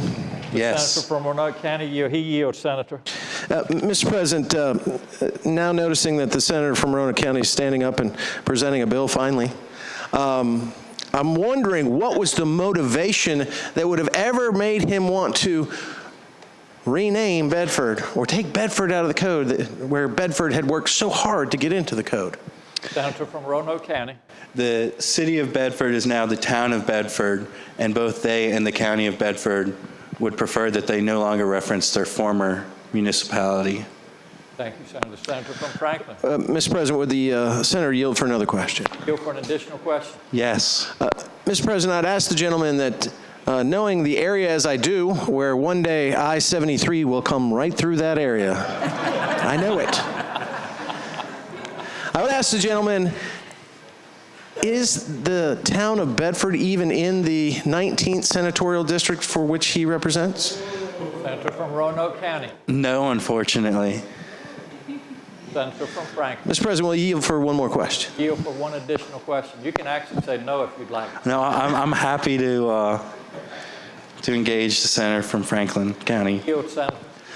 Mr. President, I'd ask the gentleman, knowing that he is a lover of reading the Code of Virginia, if he came upon this on his own, that he thought it was necessary to draft a bill, kill half a tree writing the thing out, printing out copies, just so we could strike one word in this code section? Or was he asked to do it by someone else? The senator from Roanoke County. Both events as described occurred within the same year. Mr. President. Senator from Franklin. Will he yield for another question? The senator yield for an additional question. I will. He yields, Senator. Mr. President, I'd ask the senator, the new senator, I'd ask him this. What? Senator from Roanoke County. I was speaking to that lengthy question. I was aware that this needed to be done. The county also made me aware of a few other places as well that I hadn't got to yet. Thank you, Senator. The senator from Franklin. And I thank the gentleman, Mr. President. I think. Thank you, Senator. The senator from Fairfax City, Senator Peterson. Senator from Buckingham, Senator Garrett. Mr. President, with the paid yield for a question. Would the senator yield for a question? I will. Mr. President, I would query the patron as to why it is that he's in such a hurry to rewrite history. The senator from Roanoke County. We waited 3 years just in case the good people of Bedford wanted to change their mind. The reversion happened in 2013, and this bill's before you now in 2016. Mr. President, would you yield for a further question? I will. Yes, sir. And Senator, if you would speak through me, that would be great. Thank you. Yes, sir. Senator from Buckingham. Yes, sir, Mr. President. I wonder if the patron's aware of the lost colony of Roanoke, or the former Soviet Union, or the Holy Roman Empire, or the former planet known as Pluto. Mr. President, I wonder if the patron would write all of these former entities out of our history books as well, or if he just wants to erase all memories of the city of Bedford out of some malice or contempt. The senator from Roanoke County. Mr. President, I'm aware of each of those entities, and if I had my way, Pluto still would be a planet. Thank you, Senator. Mr. President, one final question. Would the senator yield for one final question? Yes, sir. He yields, Senator. Mr. President, I wonder if we can look forward to a bill every year from the senator from Roanoke eliminating something that used to be from our history books. The senator from Roanoke County. Mr. President, if I had the opportunity to delete from the code, I will. Too many bills come making it much longer. Thank you, Senator. The senator from Rockingham, Senator Obenshain. Mr. President, I would ask if the senator from Roanoke County would yield for a question. Would the senator from Roanoke County? I will. He yields, Senator. He yields? Yes, sir, he yields. Well, you know what, Mr. President? I'm deeply disturbed. I want to know whether the city of Bedford is a sanctuary city, and if it is, why would we do this or anything else for the city of Bedford? The senator from Roanoke County. Mr. President, I'm not aware of any allegations being made against the town of Bedford, but as it's a town, it would not be able to be a sanctuary city in any event. The senator from Roanoke City, Senator Edwards. Mr. President, will the senator yield for a question? Would the senator yield? Happily. He yields, Senator. Is the senator aware of the long, distinguished, and illustrious history of the city of Bedford that also has within it the National D-Day Memorial? The senator from Roanoke County. The D-Day Memorial is located very close to the town of Bedford. Yes, sir. Mr. President, I'd like to know why would the senator... Hold on, Senator. Would the senator Will the yield senator yield for a question? I will. He yields, Senator. Mr. President, what earthly reason would there be to delete from the history of Virginia, to rewrite history, and delete from the Code of Virginia any reference whatsoever to this distinguished city of Bedford? The senator from Roanoke County. I assure you that there will be several references to the wonderful Bedford boys through Bedford County, which is where most of them were from at the time. Thank you, Senator. The question is, shall Senate Bill 769 pass? All in favor of the motion will record their votes aye. Those opposed, no. Are the senators ready to vote? Have all the senators voted? Do any senators desire to change their votes? The clerk will close the roll. Ayes 33, noes 7. Ayes 33, noes 7. The bill passes.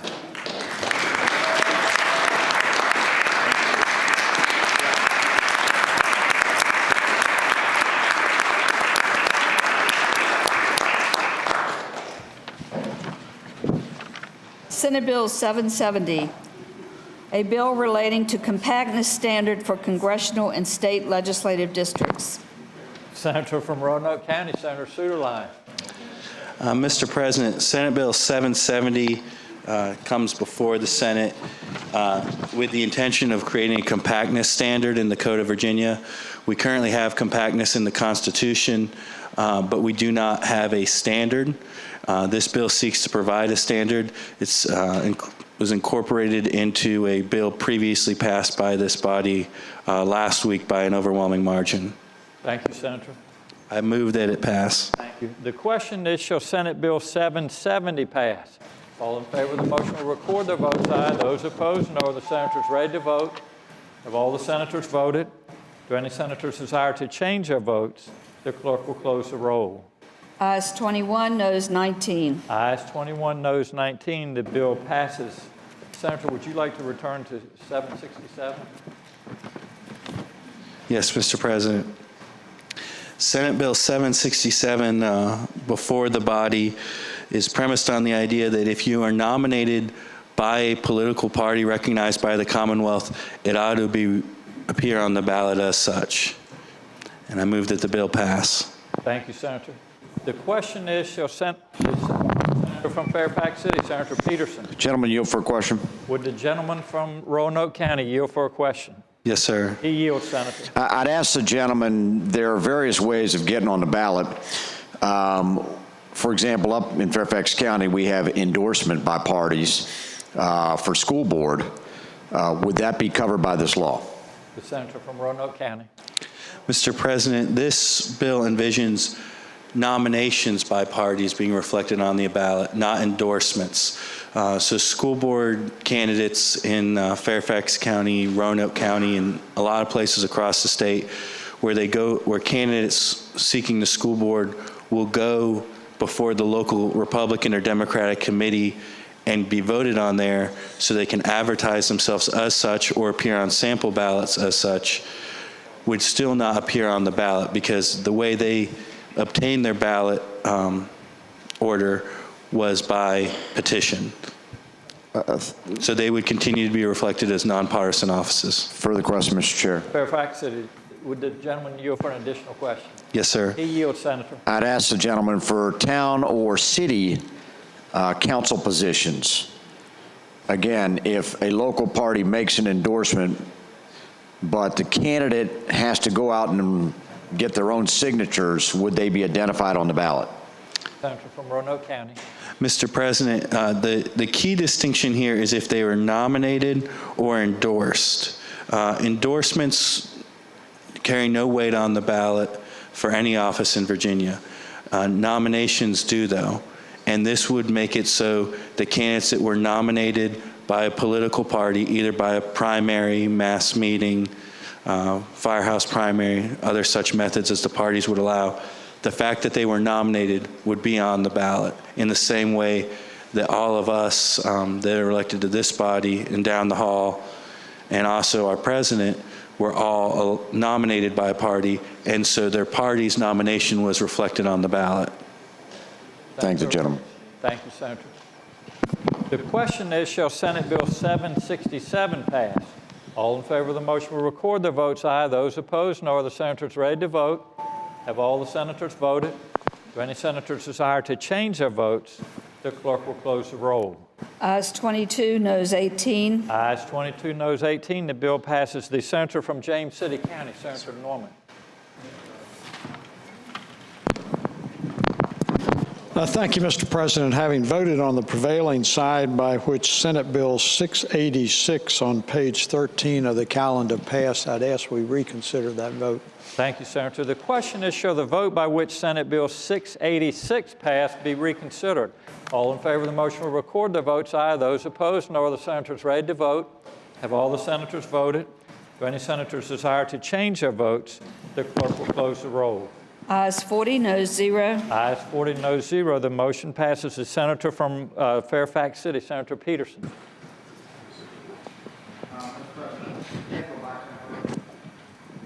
Mr. President, I'd move that the bill pass. All right. Thank you, Senators. The question is, shall Senate Bill 686 pass? All in favor of the motion will record their votes aye. Those opposed, no. Are the senators ready to vote? Have all the senators voted? Do any senators desire to change their votes? The clerk will close the roll. Ayes 34, noes 5. Ayes 34, noes 5. The bill passes. The senator from James City County, Senator Norman. Mr. President, having voted on the prevailing side by which Senate Bill 270 on page 11 passed, I'd ask we reconsider that vote. Thank you, Senator. The question is, shall the vote by which Senate Bill 270 passed be reconsidered? All in favor of the motion will record their votes aye. Those opposed, no. Are the senators ready to vote? Have all the senators voted? Do any senators desire to change their votes? The clerk will close the roll. Ayes 40, noes 0. Ayes 40, noes 0. The motion is agreed to. The senator from Buckingham, Senator Garrett. Mr. President, I respectfully ask the bill be passed by for the day. Thank you, Senator. Without objection, Senate Bill 270 will go by for the day. The senator from Eastern Fairfax County, Senator Surville. Mr. President, having voted on the prevailing side by which we passed Senate Bill 767, I would move that we reconsider that vote so a member can correctly record their vote. The question is, shall the vote by which Senate Bill 767 was passed be reconsidered? All in favor of the motion will record their votes aye. Those opposed, no. Are the senators ready to vote? Have all the senators voted? Do any senators desire to change their votes? The clerk will close the roll. Ayes 40, noes 0. Ayes 40, noes 0. The motion is agreed to. The senator from Roanoke County, Senator Suderline. Having previously explained the bill, I move that it pass. Thank you, Senator. The question is, shall Senate Bill 767 pass? All in favor of the motion will record their votes aye. Those opposed, no. Are the senators ready to vote? Have all the senators voted? Do any senators desire to change their votes? The clerk will close the roll. Ayes 24, noes 16. Ayes 24, noes 16. The bill passes. Contested calendar, Senate bills on second reading. The senator from James City County, Senator Norman. Mr. President, I respectfully move that all the Senate bills on the second reading on the uncontested calendar be engrossed and advanced to the third reading in the block after the adoption of any amendments. If any senator desires to remove one of these Senate bills from the block, please do so after the clerk has read the number of that bill. Thank you, Senator. The question is, shall all Senate bills on second reading on the uncontested calendar on pages 15 through 21, Senate Bill 329 through Senate Bill 774, be engrossed and advanced to their third reading in the block after the adoption of the amendments thereto, that any senator desiring to remove a bill from the block do so after the clerk has read the number of the bill. All in favor of the motion will say aye. Those opposed, no. The ayes have it. The motion is agreed to. Senate Bill 329, reported from the Committee on Local Government with a substitute. Senator from Grayson, Senator Carrico. Ask that that bill go by for the day. Without objection, Senate Bill 329 will go by for the day. Senate Bill 597, reported from the Committee on Finance with a substitute, and there is a floor amendment. The senator from Chesapeake, Senator Cosgrove. Thank you, Mr. President. Move that the committee substitute be agreed to. The question is, shall the committee substitute be agreed to? All in favor of the motion will say aye. Aye. Those opposed, no. The ayes have it. The substitute is agreed to. The senator from Chesapeake. Thank you, Mr. President. I now move that we waive the reading of the floor amendment. Thank you, Senator. The question is, shall the reading of the floor amendment be waived? All in favor of the motion will say aye. Aye. Those opposed, no. The ayes have it. The reading of the floor amendment is waived. The senator from Chesapeake. Thank you, Mr. President. Now I move that we adopt the floor amendment. Senator has the floor. Thank you, Mr. President. The floor amendment just adds a little more protection to this bill. It just ensures that any person that's been given confidential information when they're challenging their tax assessment has to be notified that it's privileged information, and they have to acknowledge the same. And they need to be made aware of any penalties that may be associated with disclosing that information. Thank you, Senator. The question is, shall the floor amendment be agreed to? All in favor of the motion will say aye. Those opposed, no. The ayes have it. The floor amendment is agreed to. Senate Bill 180, reported from the Committee for Courts of Justice with a substitute. The senator from Roanoke City, Senator Edwards. Mr. President, I move that the committee substitute be agreed to. The question is, shall the committee substitute be agreed to? All in favor of the motion will say aye. Those opposed, no. The ayes have it. The committee substitute is agreed to. Senate Bill 212, reported from the Committee on Education and Health with a substitute. The junior senator from Henrico, Senator Donovan. Mr. President, I move the committee substitute be agreed to. Thank you, Senator. The question is, shall the committee substitute be agreed to? All in favor of the motion will say aye. Those opposed, no. The ayes have it. The substitute is agreed to. Senate Bill 237, reported from the Committee for Courts of Justice with a substitute. Senator from Fairfax City, Senator Peterson. Thank you, Mr. President.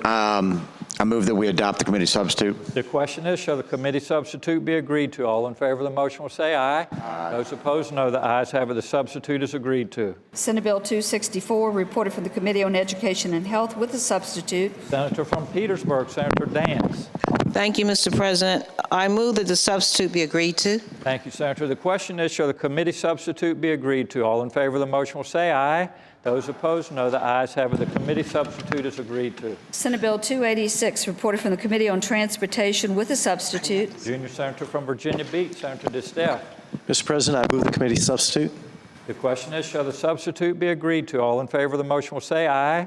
Those opposed, no. The ayes have it. The committee substitute is agreed to. Senate Bill 296, reported from the Committee for Courts of Justice with a substitute. The junior senator from Virginia Beach. Mr. President, I move the committee substitute. The question is, shall the committee substitute be agreed to? All in favor of the motion will say aye. Those opposed, no. The ayes have it. The committee substitute is agreed to. Senate Bill 392, reported from the Committee for Courts of Justice. Senate Bill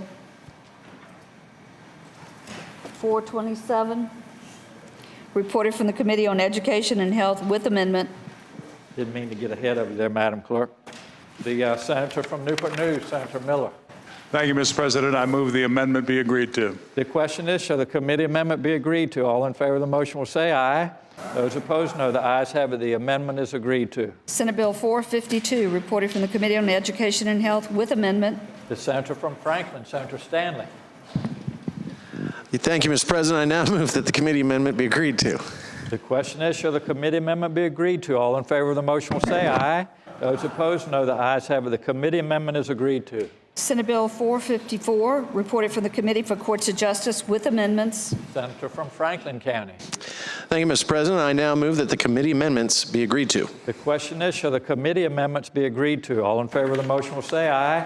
Those opposed, no. The ayes have it. The committee amendments are agreed to.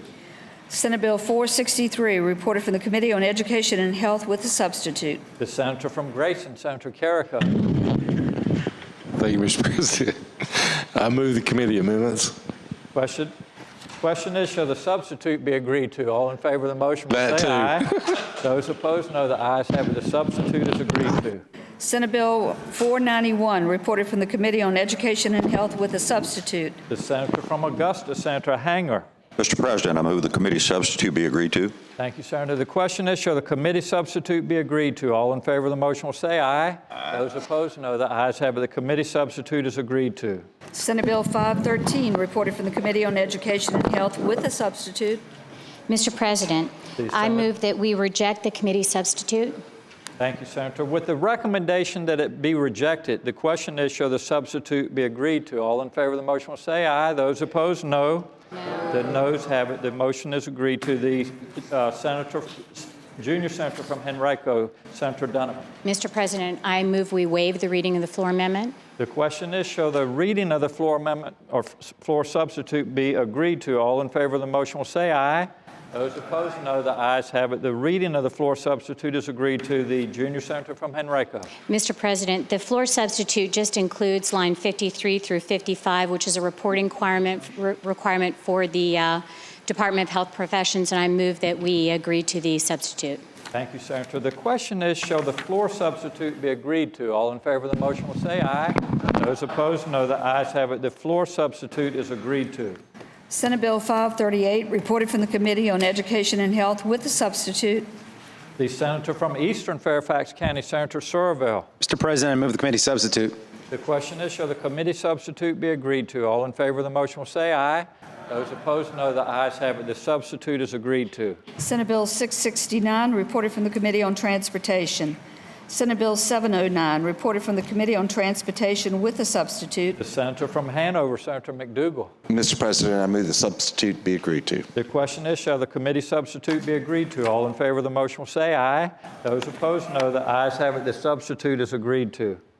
Senate Bill 765, reported from the Committee on Transportation. Senate Bill 774, reported from the Committee on Education and Health with amendment. The junior senator from Henrico, Senator Donovan. Mr. President, I move that the amendment be agreed to. Thank you, Senator. The question is, shall the committee amendment be agreed to? All in favor of the motion will say aye. Those opposed, no. The ayes have it. The amendment is agreed to.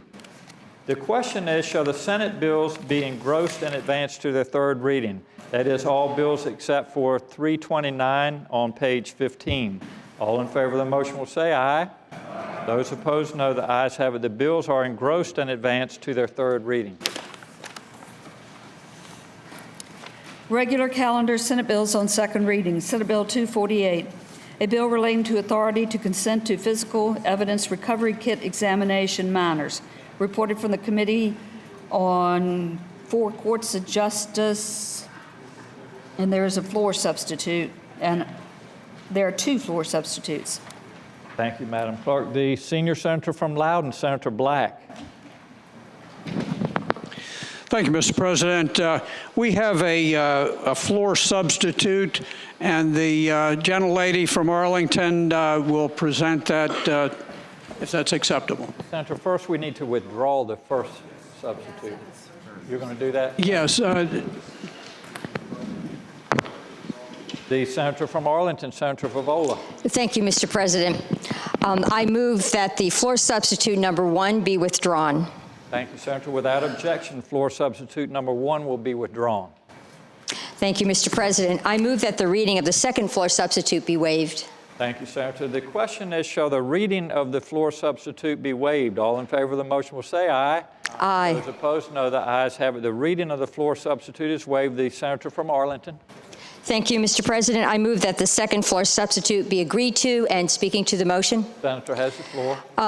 What this substitute does is it allows a parent or guardian of a minor to consent to a PERK kit, but if that parent or guardian refuses consent, then the minor may consent. And I thank the senators who have helped me craft this. The Commonwealth Attorneys Association endorses this, and along with many other groups, we think this is a well-needed tool in the toolbox for prosecuting sexual assault offenders. I ask that it pass. Thank you, Senator. The senior senator from Loudoun, Senator Black. Yes, Mr. President, and I'd just like to express my concurrence with the gentlelady. This was a committee project. We've come up with precise language that I think is satisfactory to all parties, and I urge that you pass the substitute. Senator, the question is, shall floor substitute number 2 be agreed to? All in favor of the motion will say aye. Those opposed, no. The ayes have it. The floor amendment is agreed to. The senator from Loudoun, Senator Black. Thank you, Mr. President. I move that we engross and advance this to third reading, and speaking to that motion. You don't need to speak to it if you don't have to, or don't need to. You're welcome to. Just a few words, if I might, Mr. President. Yes, sir, This bill, this has been going on for about 2 years. What we have started off with is the discovery, as a result of a wonderful group called Natasha's Project, that there were 2,300 untested rape test kits in the state of Virginia. We worked very closely with the governor's office, with Secretary Moran, and in the course of doing this, we stumbled upon a very interesting situation where we discovered that we had a problem that sometimes when you have a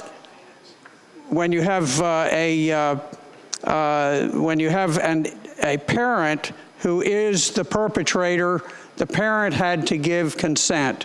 And so this is the purpose of this, is to avoid a situation where the perpetrator of the crime is the person being asked to consent. And so I do ask that you engross and pass and advance the bill. Thank you, Senator. The question is, shall the bill be engrossed and advanced to its third reading? All in favor of the motion will say aye. Those opposed, no. The ayes have it. The bill is engrossed and advanced to its third reading. Senate Bill 22, a bill relating to expungement of certain offenses. Reported from the Committee for Courts of Justice. Senator from Hanover, Senator McDougal. Mr. President, I'll decline to get a speech and just ask that the bill be engrossed and advanced to its third reading. Very kind of you, Senator. The question is, shall the bill be engrossed and advanced to its third reading? All in favor of the motion will say aye. Those opposed, no. The ayes have it. The bill is engrossed and advanced to its third reading. Senate Bill 128, a bill relating to personal injury and wrongful death actions, disclosure of address. Reported from the Committee for Courts of Justice with a substitute. The senator from Roanoke City, Senator Edwards. Mr. President, I move that the committee substitute be agreed to. The question is, shall the committee substitute be agreed to? All in favor of the motion will say aye. Those opposed, no. The ayes have it. The substitute is agreed to. The senator from Roanoke City. Mr. President, I move that the bill be engrossed and advanced to its third reading. Thank you, Senator. The question is, shall the bill be engrossed and advanced to its third reading? All in favor of the motion will say aye. Those opposed, no. The ayes have it. The bill is engrossed and advanced to its third reading. Senate Bill 170, a bill relating to non-suits tolling of limitations, contractual limitation periods. Reported from the Committee for Courts of Justice. The senator from Eastern Fairfax County, Senator Surville. Mr. President, I move that the bill be engrossed and passed on to third reading. The question is, shall the bill be engrossed and advanced to its third reading? All in favor of the motion will say aye. Those opposed, no. The ayes have it. The bill is engrossed and advanced to its third reading. Senate Bill 172, a bill relating to foreign entities' consent to jurisdiction and service of summons for witness of or subpoena ducis tecum. Reported from the Committee for Courts of Justice with a substitute. The senator from Eastern Fairfax County, Senator Surville. Mr. President, I move the committee substitute. The question is, shall the substitute be agreed to? All in favor of the motion will say aye. Those opposed, no. The ayes have it. The substitute is agreed to. The senator from Eastern Fairfax County. Mr. President, I move the bill be engrossed and passed the third reading. The question is, shall the bill be engrossed and advanced to its third reading? All in favor of the motion will say aye. Those opposed, no. The ayes have it. The bill is engrossed and advanced to its third reading.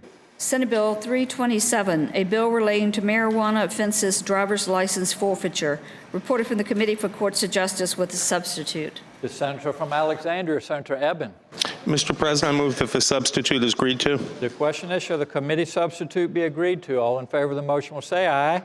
Those opposed, no. The ayes have it. The substitute is agreed to. The senator from Alexandria. I move that the bill be engrossed and advanced to its third reading. Thank you, Senator. The question is, shall the bill be engrossed and advanced to its third reading? All in favor of the motion will say aye. Excuse me. Those opposed, no. The bill is engrossed and advanced to its third reading.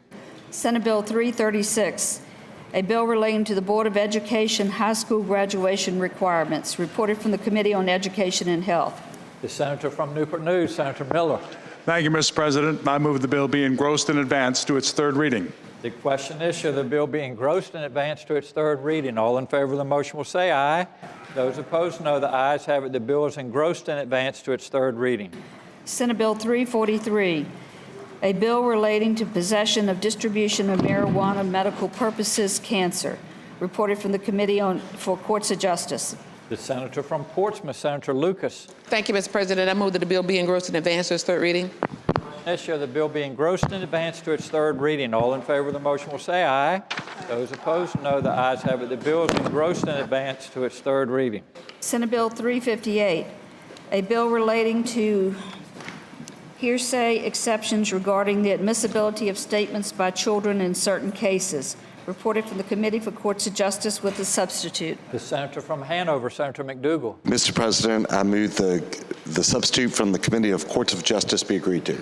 The question is, shall the committee substitute be agreed to? All in favor of the motion will say aye. Those opposed, no. The ayes have it. The substitute is agreed to. The senator from Hanover. Mr. President, I move that Senate Bill 358 be engrossed and advanced to its third reading.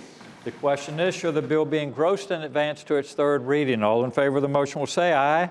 Those opposed, no. The ayes have it. The bill is engrossed and advanced to its third reading.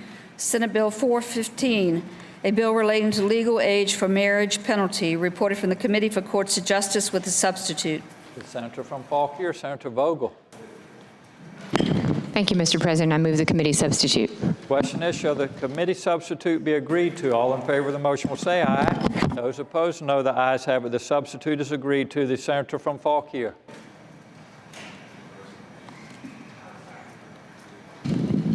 Pardon me, Mr. President. I move that the bill be engrossed and advanced to its third reading. The question is, shall the bill be engrossed and advanced to its third reading? All in favor of the motion will say aye. Those opposed, no. The ayes have it. The bill is engrossed and advanced to its third reading. Senate Bill 438, a bill relating to public institutions of higher education, social media accounts disclosure, reported from the Committee on Education and Health with an amendment. The senator from Southern Fairfax County, Senator Barker. Yes, Mr. President, I move that the committee amendment be adopted. The question is, shall the committee amendment be agreed to? All in favor of the motion will say aye. Those opposed, no. The ayes have it. The committee amendment is agreed to. The senator from Southern Fairfax County.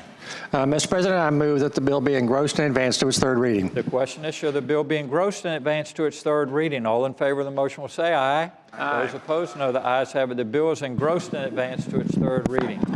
Senate Bill 611, a bill relating to notice of tort claim against the Commonwealth Transportation District or locality, reported from the Committee for Courts of Justice. The senator from Franklin, Senator Stanley. Thank you, Mr. President. I now move that Senate Bill 611 be engrossed and advanced to its third reading, sir. The question is, shall the bill be engrossed and advanced to its third reading? All in favor of the motion will say aye. Aye. Those opposed, no. The ayes have it. The bill is engrossed and advanced to its third reading. Senate Bill 626, a bill relating to carrying concealed handguns protective orders, reported from the Committee for Courts of Justice. The senator from Fauquier, Senator Vogel. Thank you, Mr. President. I move the bill be engrossed and advanced to its third reading. The question is, shall the bill be engrossed and advanced to its third reading? All in favor of the motion will say aye. Those opposed, no. The ayes have it. The bill is engrossed and advanced to its third reading. Senate Bill 660, a bill relating to teacher dismissal hearing officer, reported from the Committee on Education and Health with amendments. The senator from Arlington, Senator Favola. Thank you, Mr. President. Mr. President, I move that the amendments be agreed to. The question is, shall the committee amendments be agreed to? All in favor of the motion will say aye. Aye. Those opposed, no. The ayes have it. The committee amendments are agreed to. The senator from Arlington. Mr. President, I move that the bill be engrossed and advanced. The question is, shall the bill be engrossed and advanced to its third reading? All in favor of the motion will say aye. Aye. Those opposed, no. The ayes have it. The bill is engrossed and advanced to its third reading. Senate Bill 671, a bill relating to treatment of a patient for Lyme disease, reported from the Committee on Education and Health with a substitute. The senior senator from Loudoun, Senator Black. Mr. President, I move the committee substitute be agreed to. Thank you, Senator. The question is, shall the committee substitute be agreed to? All in favor of the motion will say aye. Those opposed, no. The ayes have it. The committee substitute is agreed to. The senior senator from Loudoun, Senator Black. I move that we engross and advance the bill to third reading. Thank you, Senator. The question is, shall the bill be engrossed and advanced to its third reading? All in favor of the motion will say aye. Those opposed, no. The ayes have it. The bill is engrossed and advanced to its third reading. Senate Bill 768, a bill relating to reckless driving exceeding speed limit, reported from the Committee on Transportation. The senator from Roanoke County, Senator Suderline.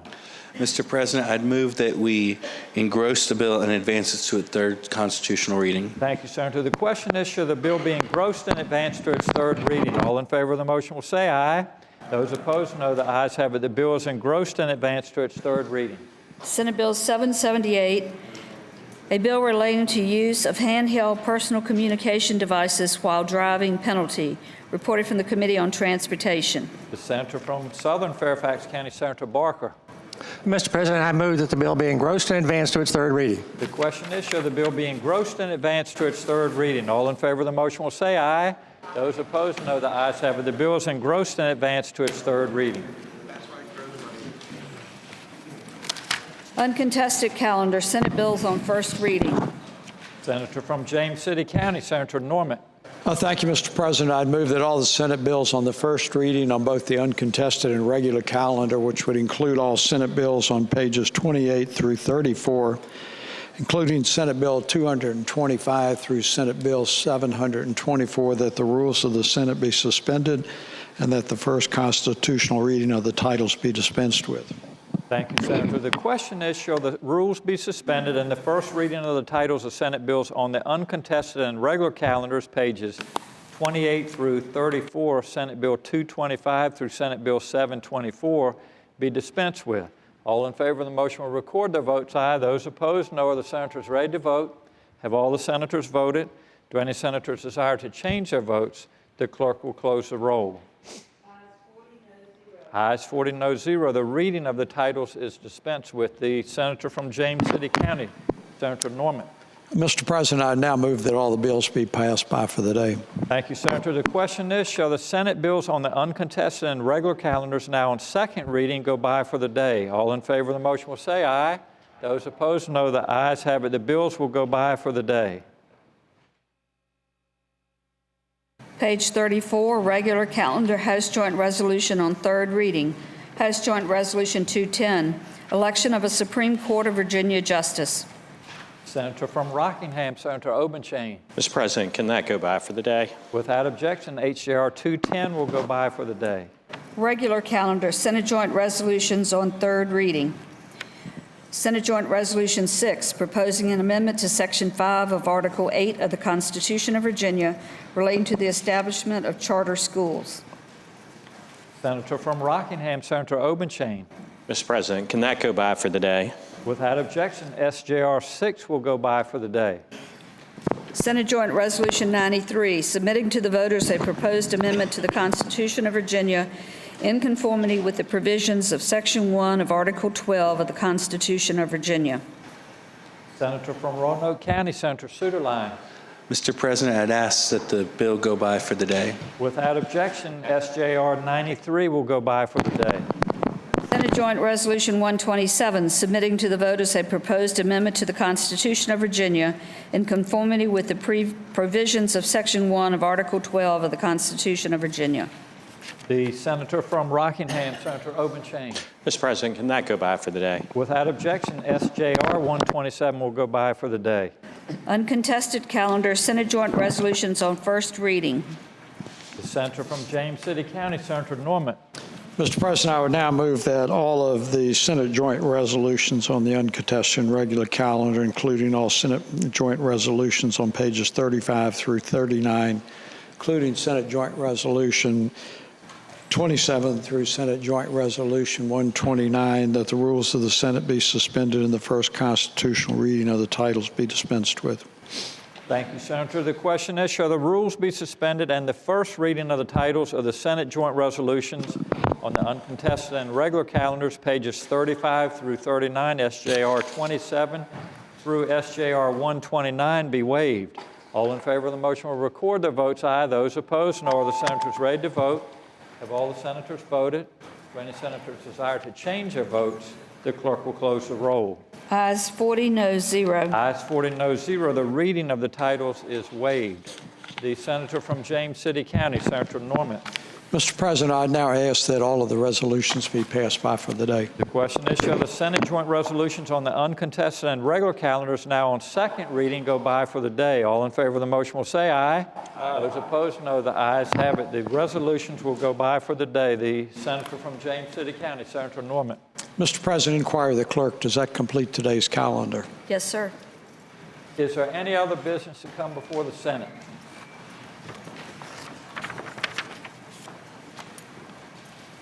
Seeing none, the clerk will please read any announcements on the desk. Today, Monday, February 8th, the Committee on Commerce and Labor will meet 15 minutes after adjournment in Senate Room B. The Committee on General Laws and Technology will meet at 3 p.m. Senate Room A. The Finance Subcommittee on Health and Human Resources will meet at 4 p.m. 10th floor conference room. Senators Hanger, Howell, Newman, Alexander, Barker, and Donovan. The Northern Virginia delegation will meet at 5 p.m. 6th floor conference room. Tuesday, February the 9th, the Finance Subcommittee on Economic Development and Natural Resources will meet at 7:30 a.m. 10th floor conference room. Senators Ruff, Saslaw, Wagner, Alexander, and Obenshain. The Education and Health Subcommittee on Health Professions will meet at 8:30 a.m. 4th floor East conference room on COPN bills. Senators Garrett, Carrico, Barker, Donovan, Lucas, and Suderline. The Committee on Finance will meet at 9 a.m. in Senate Room B. The Republican Caucus will meet at 11:30 a.m. in Senate Room 2. The Democratic Caucus will meet at 11:30 a.m. in Senate Room 1. Today is February the 8th, and we will be celebrating Valentine's Day here on February the 12th. So the clock is ticking. Thank you, Madam Clerk. The senator from Lynchburg, Senator Newman. Mr. President, I move that the Senate do now adjourn until 12 noon tomorrow. The question is, shall the Senate stand adjourned until 12 o'clock noon tomorrow? All in favor of the motion will say aye. Those opposed, no. The ayes have it. The Senate stands adjourned until 12 o'clock noon tomorrow.